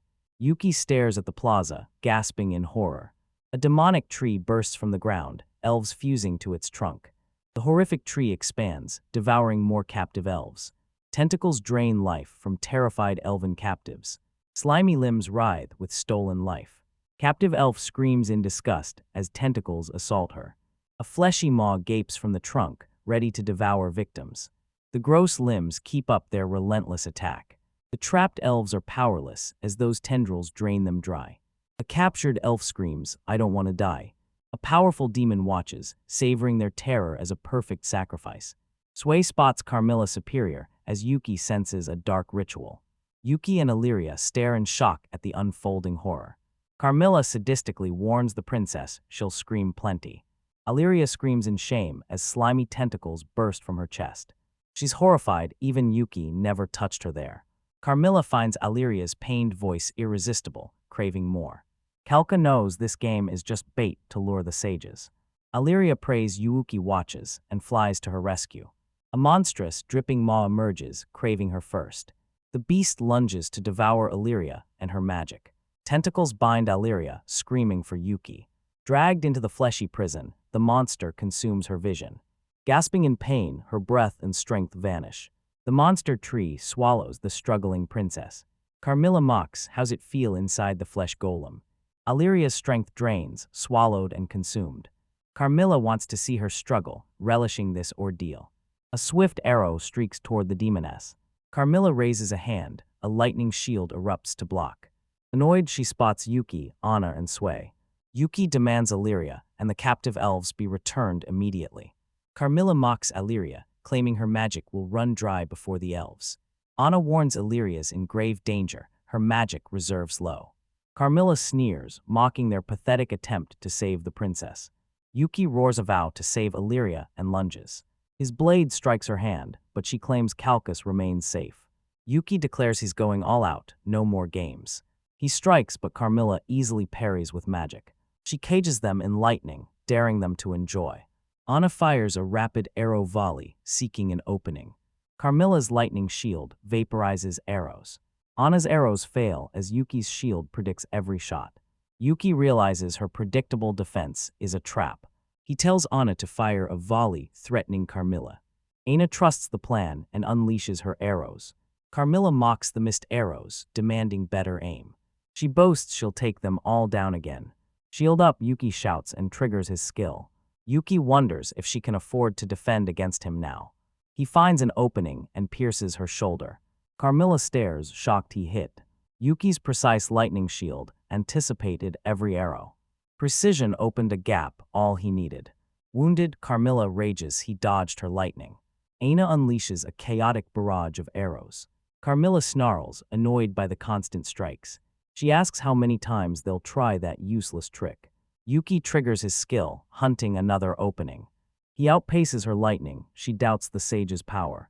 Carmilla mocks the trick's limit and threatens Anna. Anna warns Yuki she's low on arrows, but he knows. Furious, Carmilla swears he'll pay for ruining her face. Yuki retorts she'll regret harming Illyria.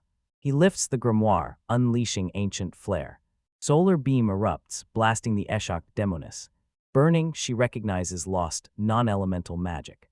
She refuses to lose to a brat. Anna celebrates, but Yuki warns the demoness lives. Charred and broken, Carmilla rises, refusing to quit. She begs Kelkas for another chance to prove herself. She begs for the power to crush their enemies. A gloved hand reaches from the shadows for the defeated demoness. Kelkis grabs his subordinate by the throat. He coldly accepts, demanding her body and magic as payment. He promises her rebirth with victorious power. Dark energy swallows her screams, forging a living sacrifice. Kelka raises arms, resurrecting the evil dragon. Dark energy's vortex forms, reviving the dragon. Anna's horrified he'd sacrifice a subordinate. Yuki sees his intent. Power surges through Carmilla in pure ecstasy. She cries out in pleasure, calling it the best. Kelka asks if the magic is full or still hungry for more. The earth quakes as a massive dragon bursts from the shadows. The evil dragon rises, flashing its insane stats to Yuki. Anna asks the evil dragon, Yuki grimly confirms. The ancient beast Kelka rewards it with the name Carmilla. He commands new Carmilla unleash her desired power. Carmilla, fused with the dragon, roars terrifyingly. Dark lightning erupts from her, striking the ground. The attack's power isn't the problem. Yuki fears his barrier will fail. A lightning storm shreds the village. Kelka laughs, mocking their useless barrier against the dragon. Yuki curses the barrier needs repair when Sway speaks. The Sway puffs his chest, demanding his master step aside. Yuki's shocked. Sway won't forgive a dragon siding with demons. Yuki lets Sway handle it, earning a happy thanks master. The little dragon glows, amassing immense power. Light flashes and Sway becomes the water-eyed dragon. Kelkas recognizes the beast, a perfect test for his creation. The water-eyed dragon growls, challenging its foe. Fused with Carmilla, the dragon accepts the challenge. Two colossal dragons roar, charge blurring past. Claws and fangs bared at his enemy. 10 words, let's try to make it even more YouTube recap style. The dragon lunges, claws and F. The beasts collide with earthquake force, rocking the plaza. The evil dragon clamps onto the water-eyed dragon's armored neck. Carmilla blasts point-blank dark, lightning from her maw. Both dragons trade brutal hits up close. The water-eyed dragon tanks the lightning storm, scales crackling. Kelkis watches the cataclysmic battle, smiling confidently. Yuki and Aina watch the massive clash in stunned awe. Two dragons rage, a destructive whirlwind. High above, the resurrected dragon roars as Demon Lord Kelka rides its back. Kelka gloats over destruction, declaring this power will ruin the world. Aina fears Sway's overwhelmed, but Yuki calmly assesses. Sway is holding back, just testing the dragon's power. Aina panics, shouting that their friends in Yria are doomed if they delay. Yuki understands, but they must stay composed to win. He sets priorities, the dragon's crucial but friends come first. He splits the squad, taking Sway to face the main threats. He tasks Aina with saving Yria, leaving her stunned by the massive responsibility. Aina tearfully apologizes for dragging them into her village's problems. She hates her weakness, frustrated she can't do a thing. Yuki comforts her, saying he came freely, no regrets. He hands her his powerful, crafted potion, urging her to take it. One sip buys her friends just a little more time. He tells her, give it to Yria once freed. Aina drinks the potion just as Yuki's face twists in panic. Dark, crackling demonic energy hurtles down at them. Yuki raises his sword, his hexagonal barrier easily deflecting the blast. Go, he shouts, entrusting Yria's safety as she runs. Aina looks back, warning Yuki not to be reckless in the coming fight. Demon Lord Kelkis appears, mocking Yuki for keeping him waiting. Yuki retorts he won't die, Kalka's the one in danger. The title page shows two massive dragons, locked in a brutal clash. Kelka smirks confidently, ready to face the sage. Demon Lord ready for battle, runic circle flares beside him. Their swords meet in an explosion that shatters the ground. Kelka easily crushes Yuki, mocking him and asking if that's all he's got. Expecting a challenge, the Demon Lord asks if Yuki is even serious. Yuki grits his teeth, pushed back by the overwhelming force. Kalka's powerful swing sends Yuki flying. Through Yuki Lance, he realizes Kalka's power lives up to his title. He digs in, bracing for the brutal defense. Not yet, Yuki screams, lunging straight into Kalka's next strike. Blades lock, Yuki asks Kalka, rushing to die. The Demon Lord mocks the human's defiance. Yuki holds his ground, stalling until his friends are safe. Aina dashes through her village's ruins, seeking Yria. She finds another elf girl trapped in vines and screams, praying she's alive. Captive Yria weakly warns Aina to escape. Aina won't leave, but Yria warns demons are nearby. Suddenly, small winged demons swarm them, snarling. Aina snaps her bow up, arrows felling two demons. She fumes at the massive monster swarm. She reaches for an arrow and gasps, her quiver is empty. A demon lunges from above, club raised for the kill. Aina parries the attack with her bow, the impact sends her reeling. She loses her bow, leaving her defenseless against the monster. She spots a familiar sword plunged into the dirt. Yria's blade, a beacon of hope against chaos. She grabs the sword and skewers the demon. She knows Yria is close, and her resolve is back. She calls Yria, begging her friend to answer. She finds a grotesque, fleshy pod hanging from a demonic tree. Familiar legs dangle from the opening. Yria is trapped inside. She knows why monsters gathered here and must save her. She slashes the pod with Yria's sword, demanding her friend's release. Yria tumbles out unconscious, covered in thick slime. Aina catches her, pleads for her safety, relieved she arrived. She checks for a pulse, relieved her friend is still breathing. Desperate, she delivers the life-saving potion with a kiss. Yria stirs, her lips respond to the magic. Eyes snap open, blushing furiously, she asks Aina, "Did you just kiss me?" Aina cries with relief, Yuki's potion worked. Yria leaps up, arms flailing with newfound energy. Stronger than ever, she's ready to rejoin. Aina reveals Yuki's plan. She'll rescue Yria while he stalls the demons. Yria asks for Yuki and Sway, learns they're fighting the revived evil dragon. The girls rush to flee, but Illyrian warns others are still trapped. Anna's out of arrows, and Yria is in no shape to fight. A monstrous clawed foot steps into frame, signaling more demons. A new wave of wing monsters swarms Yria and Anna. "Stay back, Anna," Yria commands, stepping forward, shielding her. Demons roar, empty eyes lock on the girls, preparing to attack. Yria turns into a steel whirlwind, dancing through death. Power back, she carves through the demonic horde. Aina asks if she's okay, stunned by her instant recovery. Yria flexes triumphantly, declaring she's stronger than ever. She smiles, vowing this time to protect Anna. Anna smiles, vowing she'll never abandon her friends. They lock in as demons swarm the fleeing villagers. Yria attacks relentlessly, her body a blur of motion. Anna finds another injured elf, relieved she's alive. She hands the wounded elf a potion, promising they'll escape together. Yria challenges remaining demons, ready to unleash Yuki's skills. Anna leads rescued elves to a safe spot where her sister awaits. She feeds the wounded girl a potion, telling everyone it's okay. Rescued elves help each other, Anna's courage lifting their spirits. Yria's deadly dance shields the escaping villagers. She cleared the monsters, Aina nods, about time. Aina smiles, Yuki waits for their mission to end. Yria gives a determined yes, ready to rejoin him. Overhead, the dragons clash as the girls rush to help. Chaos erupts as the girls charge into the fight. Yria and Anna stand determined, ready for the showdown. On the battlefield, Yuki lunges at Kelka's, clashing at blinding speeds. Kelki summons dark energy in his hand, smugly. He fires 2 dark spheres, streaking towards Yuki like missiles. Yuki tracks the attack, eyes locked and ready. He wheezed, agilely dodging dark magic spheres. Spheres explode behind him as Yria and Aina finally arrive. Yuki calls out to his companions, relieved they survived. He tells his dragon, Sway, to finally rampage. Sway, the massive water-eyed dragon, growls and obeys. Enraged, Kalka vows to crush them, seizing his subordinate's soul. The skeletal dragon supercharges, crackling with dark lightning. Kelka notes the immense power barely holds. Yria cheers, but Anna realizes it was waiting for an opening. Sway roars, its crystalline form battle-ready. The evil dragon, foolish demon beast, braces for the clash. Malevolent dark power surges, ready for the ultimate clash. Sway unleashes a cataclysmic breath attack, awing the party. Energy swallows the dragon, silencing its final words. The attack connects, massive explosion rocks the forest. Kelka stares in disbelief, can't believe the dragon's instant defeat. Yuki notes a beast, this big drains massive magic. He says the fight was over the second Sway got serious. Enraged, Kelka draws his sword, swearing Yuki will pay for this insult.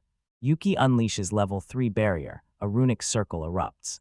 A hexagonal barrier flashes, stopping the demon lord cold. Kelka's flies, threatening to turn the village to dust. Dark energy swirls around him, preparing his devastating attack. Yuki intercepts him midair, vowing to stop him. He blocks Kelk's blade, stunning the demon lord who asks if he can fly. Yuki nonchalantly says he just jumped, infuriating the demon. He claims his presence before the demon is proof enough. He slashes the demon lord, demanding he accept the truth. Kelka roars, refusing to let a mere human wound him. Yuki readies his final strike to show the demon true power. He surges a raging torrent into his blade. He unleashes his ultimate, devastating flare slash. Kelka screams in disbelief as the human's power consumes him. He screams, helpless against the magic torrent. Yuki stands victorious on scorched earth, his attack fading. Yria and Anna rush in, cheering Yuki's win against the demon. But Kelka's broken, pushes up from the ravaged ground. Yuki spins, shocked the demon lord is still moving. He warns the girls, stay back, Kelki's isn't defeated. Yria freezes, letting out a shocked gasp. Anna stares, disbelief widening her eyes at the demon's tenacity. Kelka's snaps behind Yuki, trapping him in a desperate hold. Clinging to Yuki, Kelka snarls that it isn't over. Yria and Aina watch horrified, screaming Yuki's name. Yuki thrashes in the demon's grip, demanding his plan. Girls cry Yuki's name, Kelka's holds him amidst wreckage. Kelka snarls, demands what Yuki's doing, vows it's not over. He calls Yuki a stubborn pest for stopping the evil dragon's revival. He's not dying alone, he's taking them all with him. Anna and her sister realize he's taking the entire village down with him. He taunts the sage, daring him to act in this magic-nullifying dark. Yuki grunts, trapped in the Demon Lord's final suicide move. The girls realize a barrier for everyone won't hold. Yuki hunts for an exit, wishing he could teleport them away. Another space sparks a sudden realization for Yuki. He warns the stunned Demon Lord it won't go his way. A magic circle erupts at their feet, catching Kelkis off guard. The Demon Lord roars, a strange force dragging him. He screams, confused, as strange magic sucks him in. He can't believe this magic exists, let alone how it works. He screams, unable to grasp the magic or counter it. Yuki realizes the magic seals Kalkas's stored energy. Kalkas comically pops into Yuki's hexagonal inventory. Yria and Aina gasp, frozen in shock. Yuki checks his inventory, a tiny, trapped Kalkas. Yuki thinks it's over as the girls rush him, chanting his name. Yria hugs a blushing Yuki, shouting that he did it. Aina questioned what happened. Illyrian called it a new sight.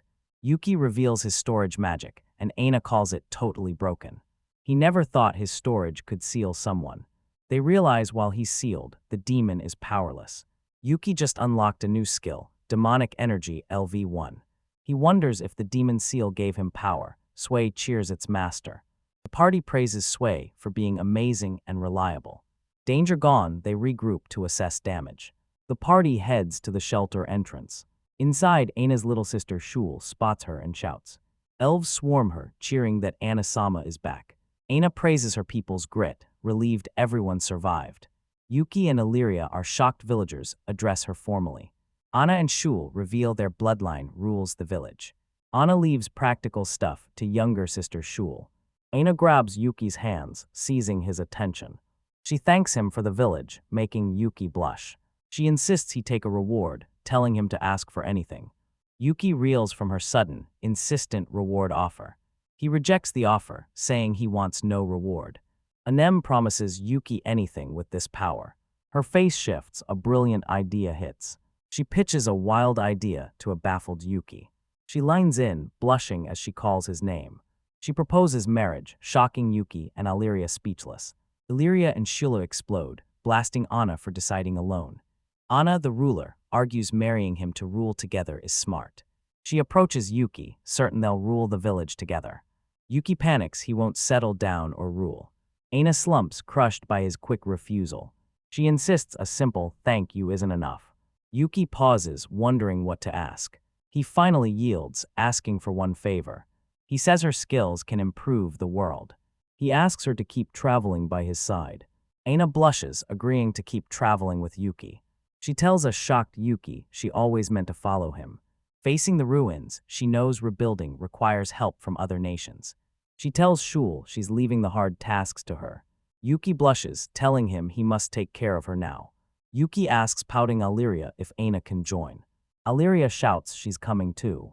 Yuki knows he eventually has to handle Illyria's return home. Anna reassures worried Yria the Empire will help them. Yria snaps, warning Anna to remember their awkward encounter. Flashback reveals the mistaken kiss. Yria screams, "My first." Yria scolds Aina for taking a girl's feelings so lightly. Blushing, Anna admits it was her first time too. The revelation stuns Yria speechless. They start shouting, but Yuki has no clue why. Yuki sighs, dismissing their intense argument as another petty squabble. Girls with him yelled, "This isn't petty." Ina smirks at Yria, her eyes locked on a new challenge. Yria agrees they must compete to win Yuki's affection. She sighs to the elves, venting about her sister's stubborn nature. Yuki notes with weary resignation the noise starting again, as always. The girls tend his arms, agreeing the demon threat pauses. Yuki stares from the peaks, realizing his new life has just begun. A month later, Regulus weighs the heavy burden of his crown. He welcomes Yuki's party to the Oswald Castle throne room. King says an envoy from the wireless empire arrived. Yuki and Yria are stunned. Officials are searching for her. Yria fears her father will drag her home, exposing their arrangement. Yuki calms her, insisting her return isn't decided. Noticing Yuki's worried face, Regulus asks for an explanation. King reassures them, no ordinary envoy, he trusts Yuki. As the envoy nears, Yuki and Yria wonder who was sent. Yria gasps as her older sister, Princess Misha, emerges. Misha winks, confirming she's Illyria's older sister. She noogies her sister, scolding her for running away. Misha turns to Yuki, asking if he's the legendary sage. She flashes a sly, knowing look, her curiosity piquing. Misha gets close, saying she's heard he cared for Yria. Yuki feels her crushing aura and realizes she's a monster. Yria nervously asks if Misha's come to drag her to the Empire. Misha winks, suggesting Yria's benefactor Yuki should be invited. Yuki accepts, seizing the chance to visit the Empire. Yria agrees to go if Yuki wishes. Regulus names Yuki the kingdom's official envoy. Yuki's stunned by sudden appointment, questions his new role. He doubts a mere adventurer is worthy of the title. King Regulus explains he's been trying to reward Yuki. He grants Yuki a noble title in his domain. Ministers debate granting him a territory 20 times the normal size. Yuki panics, dreading being a middle manager. He refuses, but Regulus insists the national hero gets rewarded. Advisor suggests a new diplomatic title, no land. King Regulus strokes his chin, weighing the clever plan. The advisor says the title grants perks to the whole kingdom. Yuki accepts the title, and the king settles it. Regulus names a stunned Yuki the Grand Duke. Anna and Yria congratulate the new Grand Duke. He blushes. Accordia reminds them they need new lodging. Yria is hyped for a bigger room. Anna slyly warns Yria not to celebrate. She warns Yria might return to the Empire soon. Yria insists she'll be back, but Yuki refuses to share rooms. Shocked, Misha asks if they shared a room. She questions Yria, who stammers it was just to save money. Misha lines in, smirking, as Yria gets flustered. Misha teases her sister, frantically denying they shared a bed. Later, Yuki unwinds in the castle's massive bath. He ponders new duties, taken to aid King Regulus. Sway Splash relaxes in the warm water, carefree as ever. Yuki complains the human world is a total pain. He craves freedom, even just in the bath. Bare feet hit the cold stone bathhouse floor. Naked Misha appears, cheerfully greeting the sage. Yuki yelps, face bright red at her sudden appearance. Misha approaches, asking to join him in the water. She says group bathing is custom in her country. Misha asks if Yria joined. He furiously denies. Peeking from a pillar, Misha playfully asks if he's telling the truth. She nears, tells him to call her Misha, no titles. She teases him to call her big sister, leaving him totally flustered. Misha pulls him, he gives in, calling her Misha. She got her way, now he can finally state his business. Misha admits she's personally interested in the sage. She reveals the Empire's ancient, indecipherable grimoire. She winks, hinting Yuki as the key to its secrets. She says her scholars were eager to meet him. Yuki reveals he used the elven grimoire, leaving Misha stunned. Misha realizes he could read their ancient book. She grabs his hands, begging him to join her in the Empire. Misha mocks his meltdown over her nudity, wondering if it's taboo. She teases his flustered reaction, draws her closer. Misha lines in, but another pair of feet appears by the bath. Yria and Anna burst in, demanding answers from Misha. Misha says oh, as Yuki knew it was inevitable. The girls bicker as a weary Sway sinks into the bath. Oswald's highway, a grand carriage sets off. Anna feels weird being grounded, but Yuki loves the change. Yria picks the carriage, Anna fears heights. Misha asks if they fly, but Yuki confirms they ride Sway. Chibai flashback, they soar on Sway's dragon. Yuki questions why the capital journey is so quiet. Yria heard monsters grew active nearby. Anna's confident they'll survive even if monsters attack. Anna snuggles Yuki, saying she'd leave fighting in high places. Jealous Yria leaps out, demanding Anna's seat. A royal guard hears a suspicious rustle in the bushes. A massive goblin horde ambushes the convoy. Inside, Yuki sighs, annoyed, as Anna eagerly preps for battle. The royal guards fight hard, but they're being overrun. A goblin leaps, striking to kill from behind. Yria leaps from the carriage, saving the guard. She orders the guard to regroup. She and Anna join. Misha's stunned by Yria's skill, but Yria credits Yuki for her power. Anna notches an arrow, ready to shred the horde. Her arrows strike true, felling 3 goblins. Yuki beams with pride, seeing his friends take control. He's worried the enemy army is way bigger than expected. Anna's elven eyes line up another shot. Her arrows hit the slime lord, but do nothing. 2 goblins burst from the trees, hauling pulsating white sacks. Goblins ambush Yria, charging straight for her. She gasps, baffled by their new tactic. Yria screams a desperate warning to Anna. A goblin hurls foul, sticky slime, drenching Yria. Anna rushes over, demanding what the goo is. Enraged by Yria's fate, Anna draws her bow. Another goblin lunges while she's distracted. Anna screams, covered too in sticky slime. Both girls complain the gross goo won't wash off. Yuki calls from the carriage, "You two all right?" Anna panics, screaming as her body melts. Yria watches in horror as the slime melts their clothes. Yuki's stunned as Misha asks if he recognizes the attack. Blushing, he explains it's clothes-melting slime. This weapon humiliates and crushes the opponent's spirit. He tells Misha he only read of monsters back home. Yuki moves to jump in, but Misha stops him. Misha winks confidently, saying she's got it. She raises her staff, unleashing a purifying light. The girls stare as the slime melts away. Yuki's shocked she's a mage, but the princess just winks. Misha specializes in healing and support magic. Goblins gone, Yuki faces the hulking slime lord. Sword drawn, he declares himself its opponent. He lunges, blade ready to strike the beast. Sword slices deep, but the gooey monster instantly reforms. Physical attacks fail, so he retreats as Misha takes over. She chants, summoning the wind spirits. She blasts the monster with a searing wind vortex. The beast hardens, and Misha orders Yuki to strike. Yuki lunges, sword shatters the brutal monster. The mighty slime lord instantly crumbles to dust. He stands ready, sword gripped as the beast falls. He checks Yria and Anna, relieved the attack worked. They wail, too embarrassed to return to the Empire. Misha calmly tells them to hold still. She casts light of restoration, mending their clothes. Outfits magically reform, they cheer, relieved.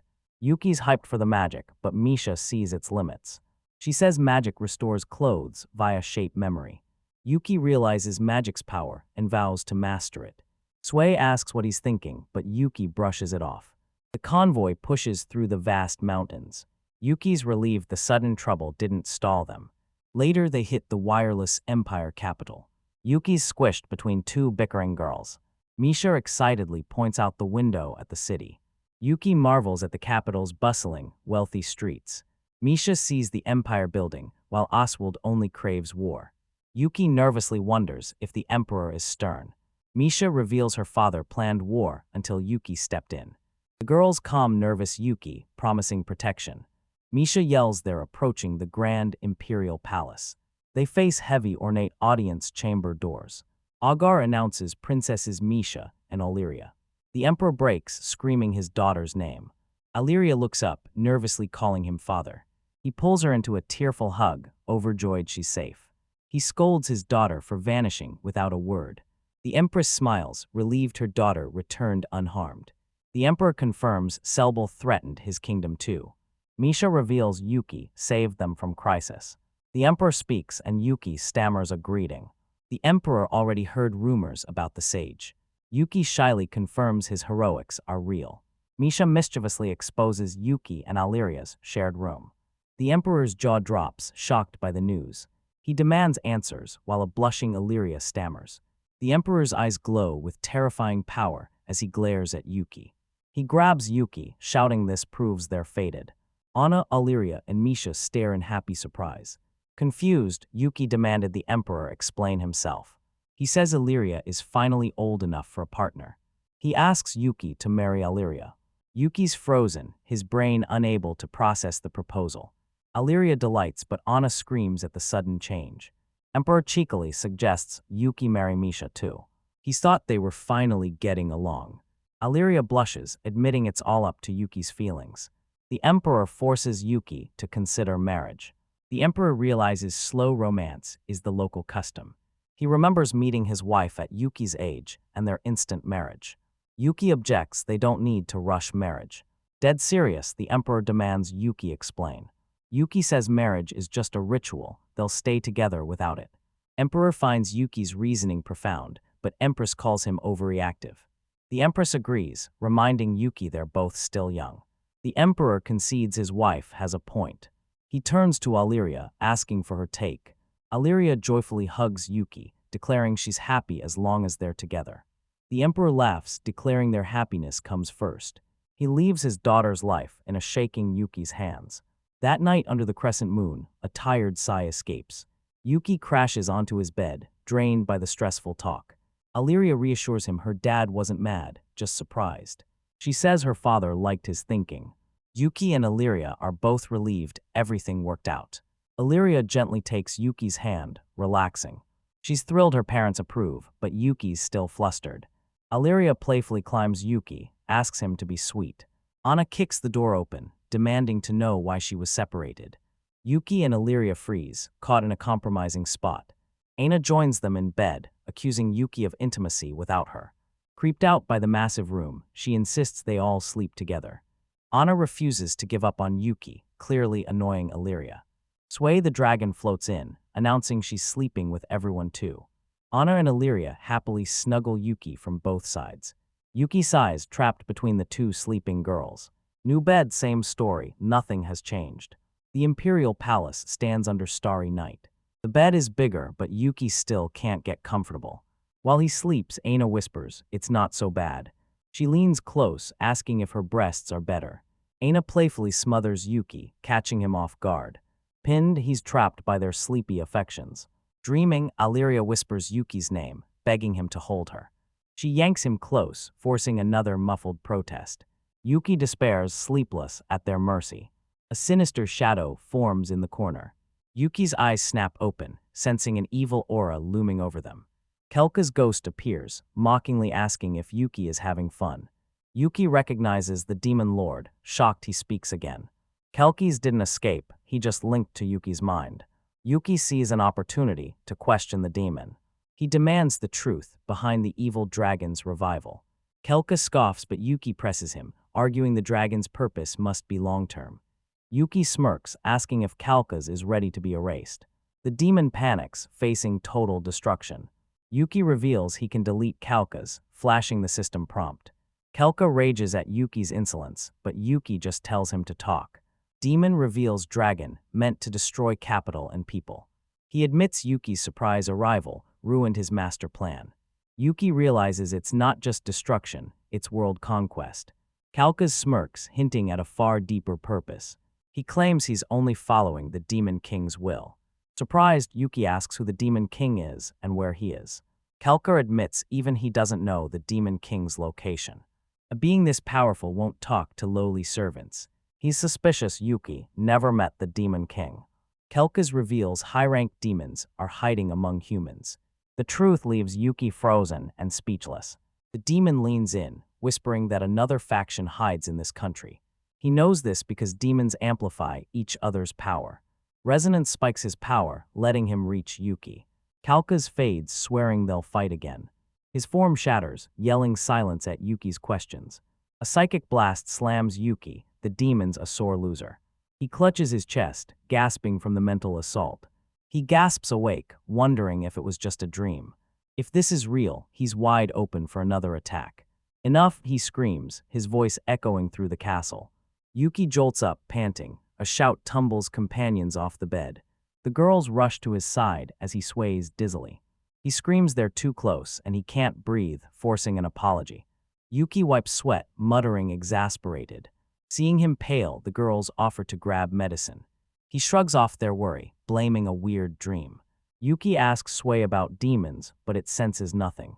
He accepts, but the girls still look worried. Yuki eyes the capital, wondering if demons lurk. Next morning, Misha asks how Yuki slept. He blames his dream on the new bed, amusing Misha. Misha says Yria took Anna shopping in the city. Yuki asks where they're headed, and she reveals the grimoire storage. She calls it the Imperial Magic Technology Research Institute's main facility. Misha notes that only a select few can enter.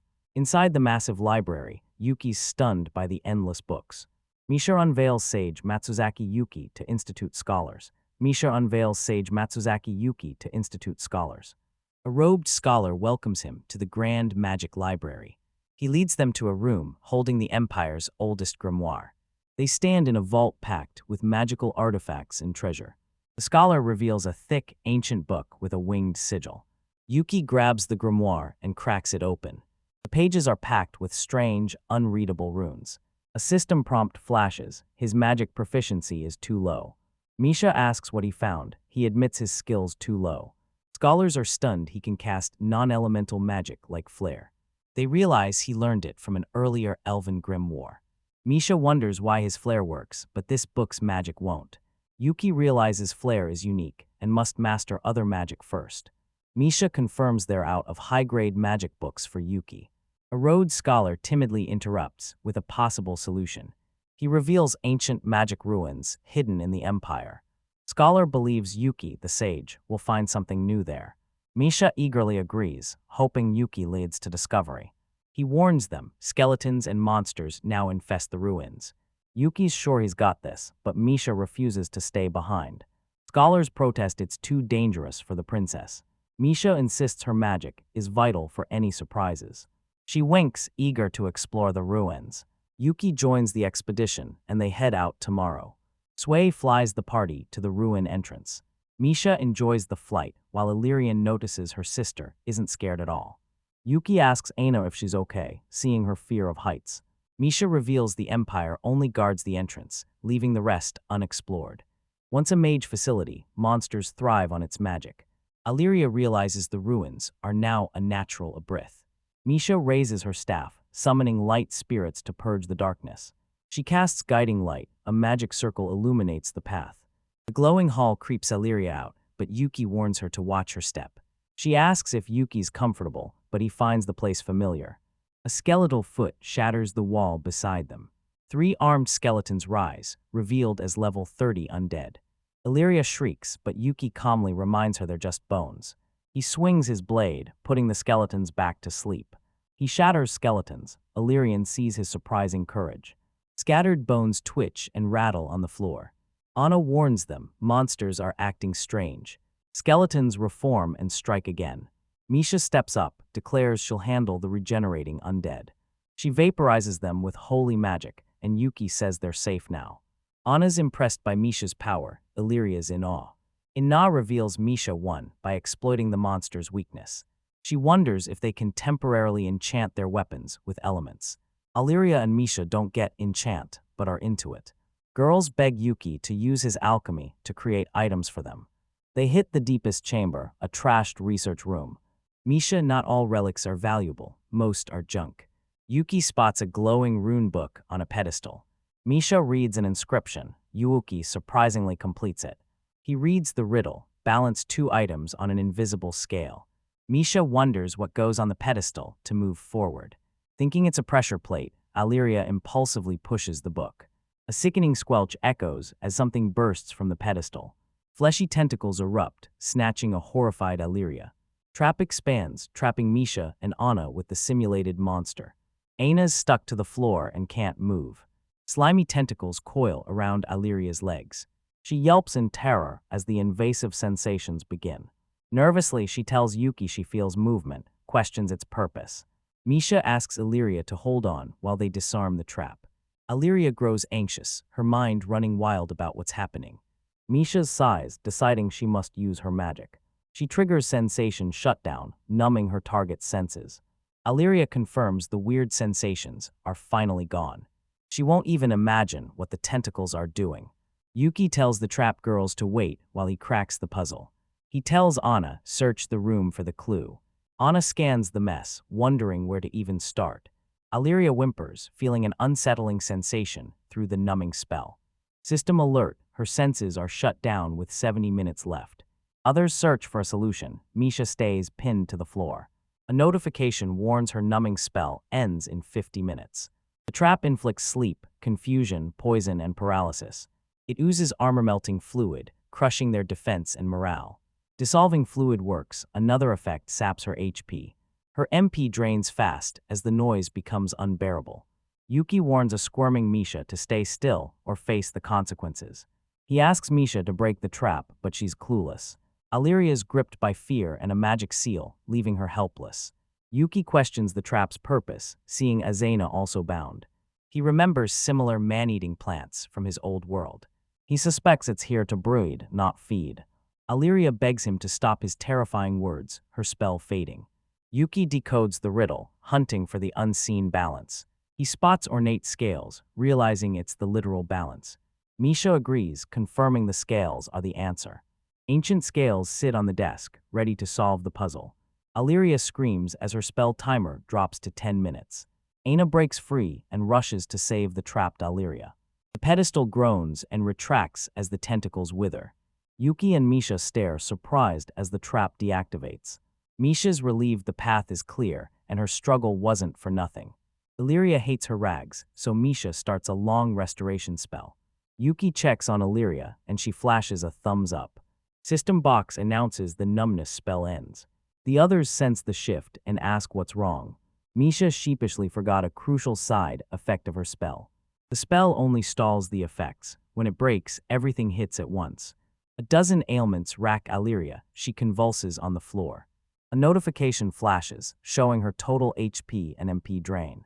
Not a panics, but Misha knows Yria can handle it. Yuki grabs a potion to heal her. He feeds the elixir to the downed Yria. The potion heals her instantly, and Misha gives an apologetic head pat. Anna relieved Yria okay, admitting she couldn't endure long. Blushing, Yria snaps she's done with slime forever. The party delves deeper into the mysterious dungeon. Yuki senses the path goes deeper, hiding a massive secret.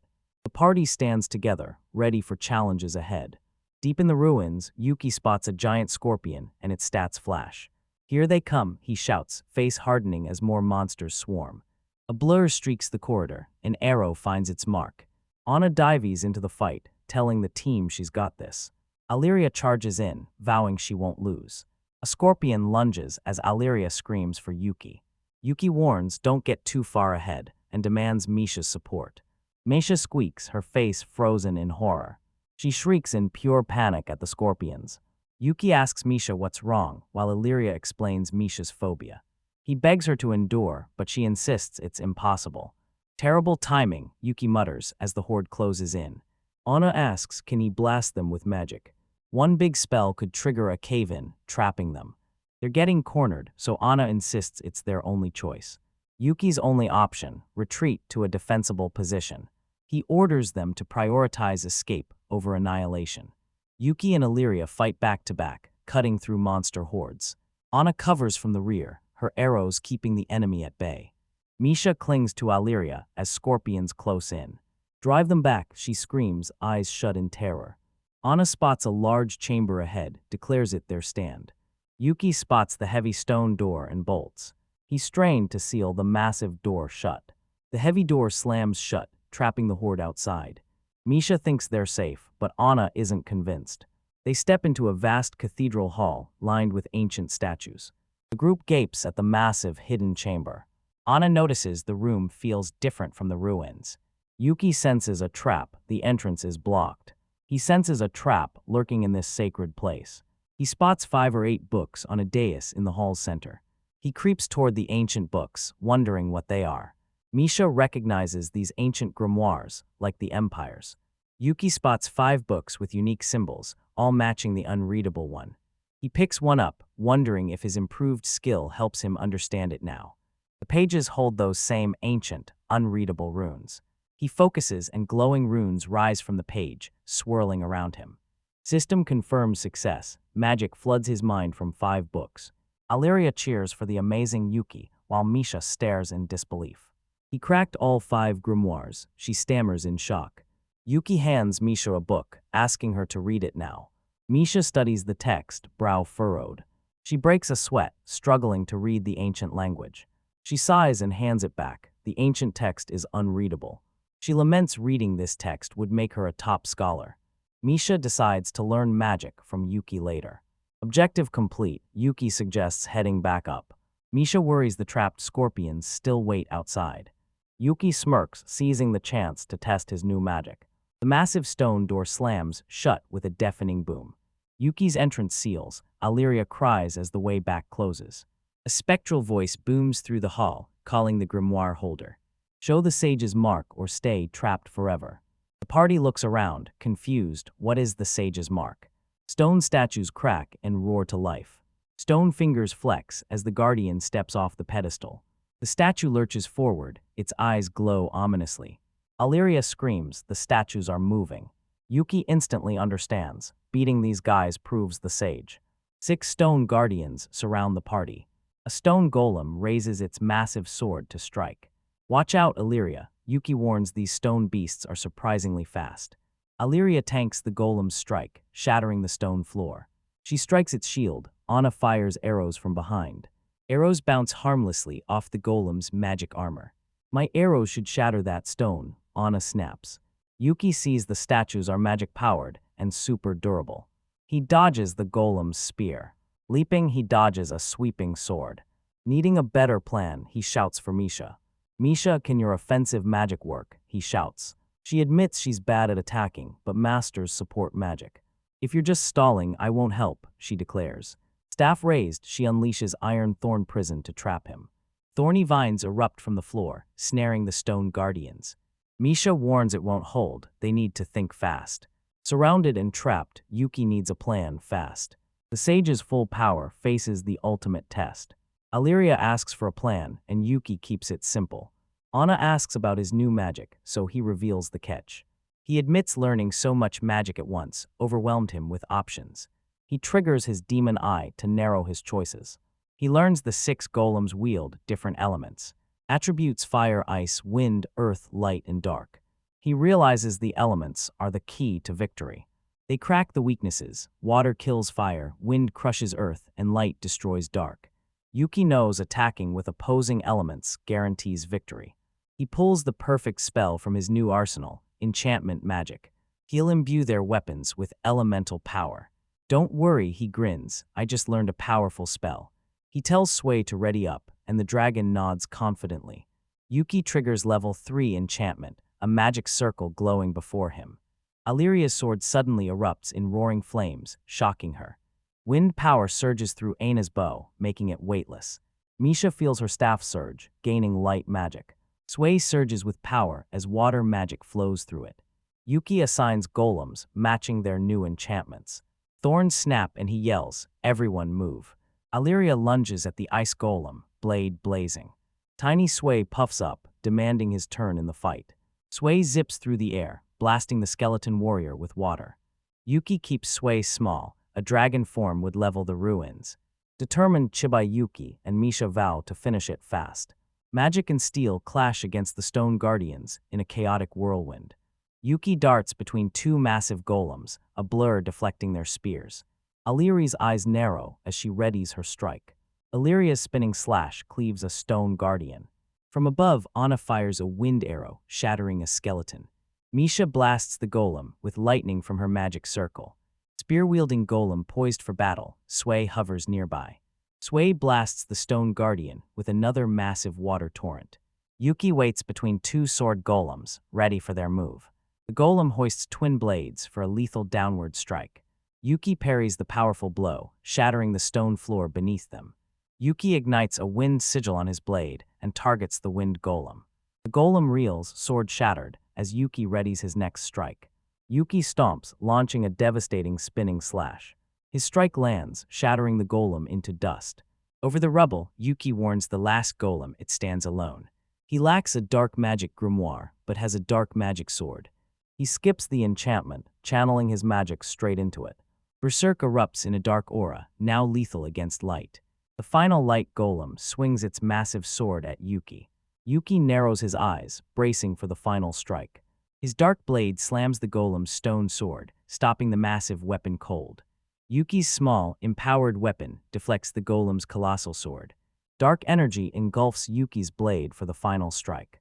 He screams at the golem, blasting it with pure dark energy. The golem's stone face cracks and crumbles under dark magic. The final stone guardian shatters, crumbling into rubble. Yria cheers their victory. Yuki agrees they won together. Anna questions if I was all of them. The massive stone door ahead won't budge. Yria worries the entrance won't open. Yuki wonders if he failed the trial. The ancient spirit appears, declaring power alone doesn't make a sage. Surging with dark energy, the guardian begins Yuki's final trial. Chapter title: The Guardian looms, ready for the ultimate test.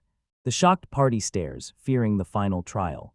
The guardian raises his hands, blasting the group with blinding white light. Yuki and Yria shield their eyes, exclaiming the light is blinding. Yuki squints against the blinding light, flooding the chamber. The guardian's form fades as he wonders why he feels sleepy. The girls in Sway scream Yuki's name in horror as he collapses. Yuki's mind fades into black and white static, his world vanishes. His vision clears, spotting a bookshelf and AC in a modern room. He spots a rocking horse and puzzle mats. This isn't the other world. An Yria lookalike enters, asking if he's awake. He's shocked. Yria asks why he's staring, but Yuki can only babble. He catches his reflection and recoils in horror. He's a baby.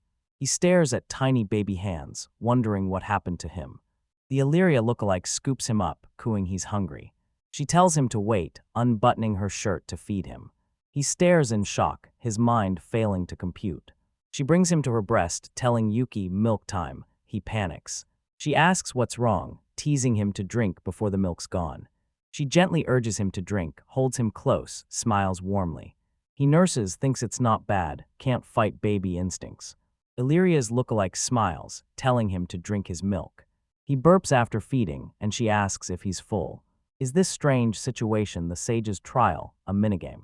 3. Powerless and trapped in a baby's body, he must escape. Let's try one that sounds more like a narrator. He's powerless, an adult in a baby. Lying on the mat, he stares at the curtains, feeling completely helpless. The Yria lookalike shakes a rattle, showing Yuki-chan its fun sound. As a baby, he loves the slow, peaceful crawl of time. Yria's care feels so good he's fine, staying a baby. Sudden dread hits Matt as he lies on the puzzle piece. He squirms as Yria asks what's wrong, fearing the worst. She threatens to open his diaper. He panics, wait. She gasps at his wet diaper, leaving him crushed and helpless. She changes his diaper. Powerless, he longs for his world. An hour later, he lies by the sleeping Yria lookalike, seizing his chance. He has to find an exit while she's asleep. He tries to crawl, but his weak baby body and heavy head weigh him down. He spots a cracked door, his only hope. He just has to reach it. The Yria lookalike jolts awake after dozing off. She catches him, tells Yuki to stay down. He's captured. He tries escaping repeatedly, but she shuts him down every time. She scolds him for trying to leave, reminding him it's nap time. He scrambles for the door, ignoring her calls. She chases, catches him, just endless failure. He breaks down in tears, knowing he must return to the real Yria. An hour later, he's so exhausted he's finally crashing. But he steals his resolve, convinced he'll succeed this time. He needs the right moves to escape and a tool to pull it off. He spots a plushie in the corner, a stuffed version of his companion, Sway. An idea strikes, he can use this. He crawls, places the Sway, toy next to sleeping Yria, trusting her. Driven by purpose, he crawls across the room again. He reaches the door, certain it leads back home. A voice calls, Yuki-chan, wait. The Yria clone's face warps into a demon, demanding to know where he's going. The demon's not Yria, he's trapped as a baby. He has to escape. Fear freezes him, legs won't move. The demon snatches him, shouting he's caught. She sneers, ready to punish him. He knows he's finished. Terrified, he felt the mortifying urge to pee again. The demon shrieks as a sudden spray hits her eyes. He loses control, accidentally spraying the demon right in the face. Demon blinded, raging at the trick, he must escape. He crawls frantically as the demon screams for him to run. He's out of time. In a bizarre dream, baby Yuki crawls desperately toward an open door. He almost escapes, but a sparkling light snatches him. His world vanishes in a blinding white flash. Yuki groans, eyes flutter open, slowly waking up. He awakens in Yria's lap, surrounded by his friends' relieved faces. Yria says he just fell asleep. He realizes it was all a dream. Blushing, he confesses his dream, Yria's baby, shocking Aina. Ine demands to know the baby's mom, but Yuki has no idea. Yria lines in, teasing he's eager for her affection. Flustered, Yuki admits the weirdness felt surprisingly good. He tells the dream as the girls listen, Aina pouting she wasn't in it. He says Sway helped a lot, and a little dragon puffs its chest proudly. The ancient guardian's ghost materializes once more. Guardian declares Yuki passed the trial, worthy of the sage's wisdom. A loud rumble shakes the hall as the massive stone door slides open. Misha's relieved the barrier's gone. Yuki agrees they can finally leave. The guardian's purpose is fulfilled, the sage's wisdom passed. He fades, urging them to flee the ruins, saying goodbye. Misha and Anna confuse his urgent warning. Stone walls around them crack and tremble violently. The party stares up as the ancient ruins collapse around them. Earthquake rocks chamber, party braces for destruction. Misha shouts the room's collapsing, escape immediately. The massive door they sealed earlier bursts open, crashing tremendously. Misha screams as giant scorpions swarm the room. Anna asks Yuki what to do. He considers magic to end the threat. He realizes a shockwave will only trigger a massive cave-in. Instead, Yuki unleashes a wave of ice from a glowing blue circle. The seething scorpions instantly freeze into a solid, glittering block. Terrified, Misha screams as more scorpions pour from corridors. She clings to flustered Yuki, begging him to escape. Yuki orders everyone to run, holding back pursuers with magic. Sprinting down the crumbling hull, he earthbends to reinforce walls. Misha shouts exit ahead as they race through the dark tunnel. The party finally bursts out of the ruins into bright sunlight. The ancient structure implodes behind them in dust and debris. Safely outside, Yuki confirms they barely made it out. Misha mourns the lost discovery, while Yuki's just glad they survived. Yria wonders if the stone guardians waited centuries just for Yuki. Yuki finds the long, terrifying vigil unnerving. He decides to return to the Imperial capital for now. Next day, the party gathers at the Imperial magic lab. Yuki prepares to read the grimoires, hoping to finally master its magic. He opens an ancient book, its page covered in complex glowing runes. He delights as knowledge floods in, mastering dark magic. He masters all 6 elements: earth, water, fire, wind, light, and dark. Misha asks how he read it, guessing it's dark magic. Yuki questioned if high skill was enough. Misha explains light and dark magic work differently. She explains their high-tier magic, so he had to read other books first. A robed scholar approaches Master Yuki with an urgent request. He offers Yuki an honorary professorship at the institute, shocking the young sage. Misha loves the idea, while Yuki questions the logic of his instant promotion. Misha slyly reminds him he destroyed a valuable Imperial ruin. Yuki sighs, realizing the new title sparks more diplomatic trouble with King Regulus. He reluctantly agrees, promising to help fully. Misha links arms with him, promising support as a fellow researcher. Or she invites him to study. Anna and Yria tease her for her boldness. To the thriving castle town of the wireless empire. Waitress presents a massive, ornate parfait, a specialty limited to 10 daily. Sway and the party gape at the massive dessert.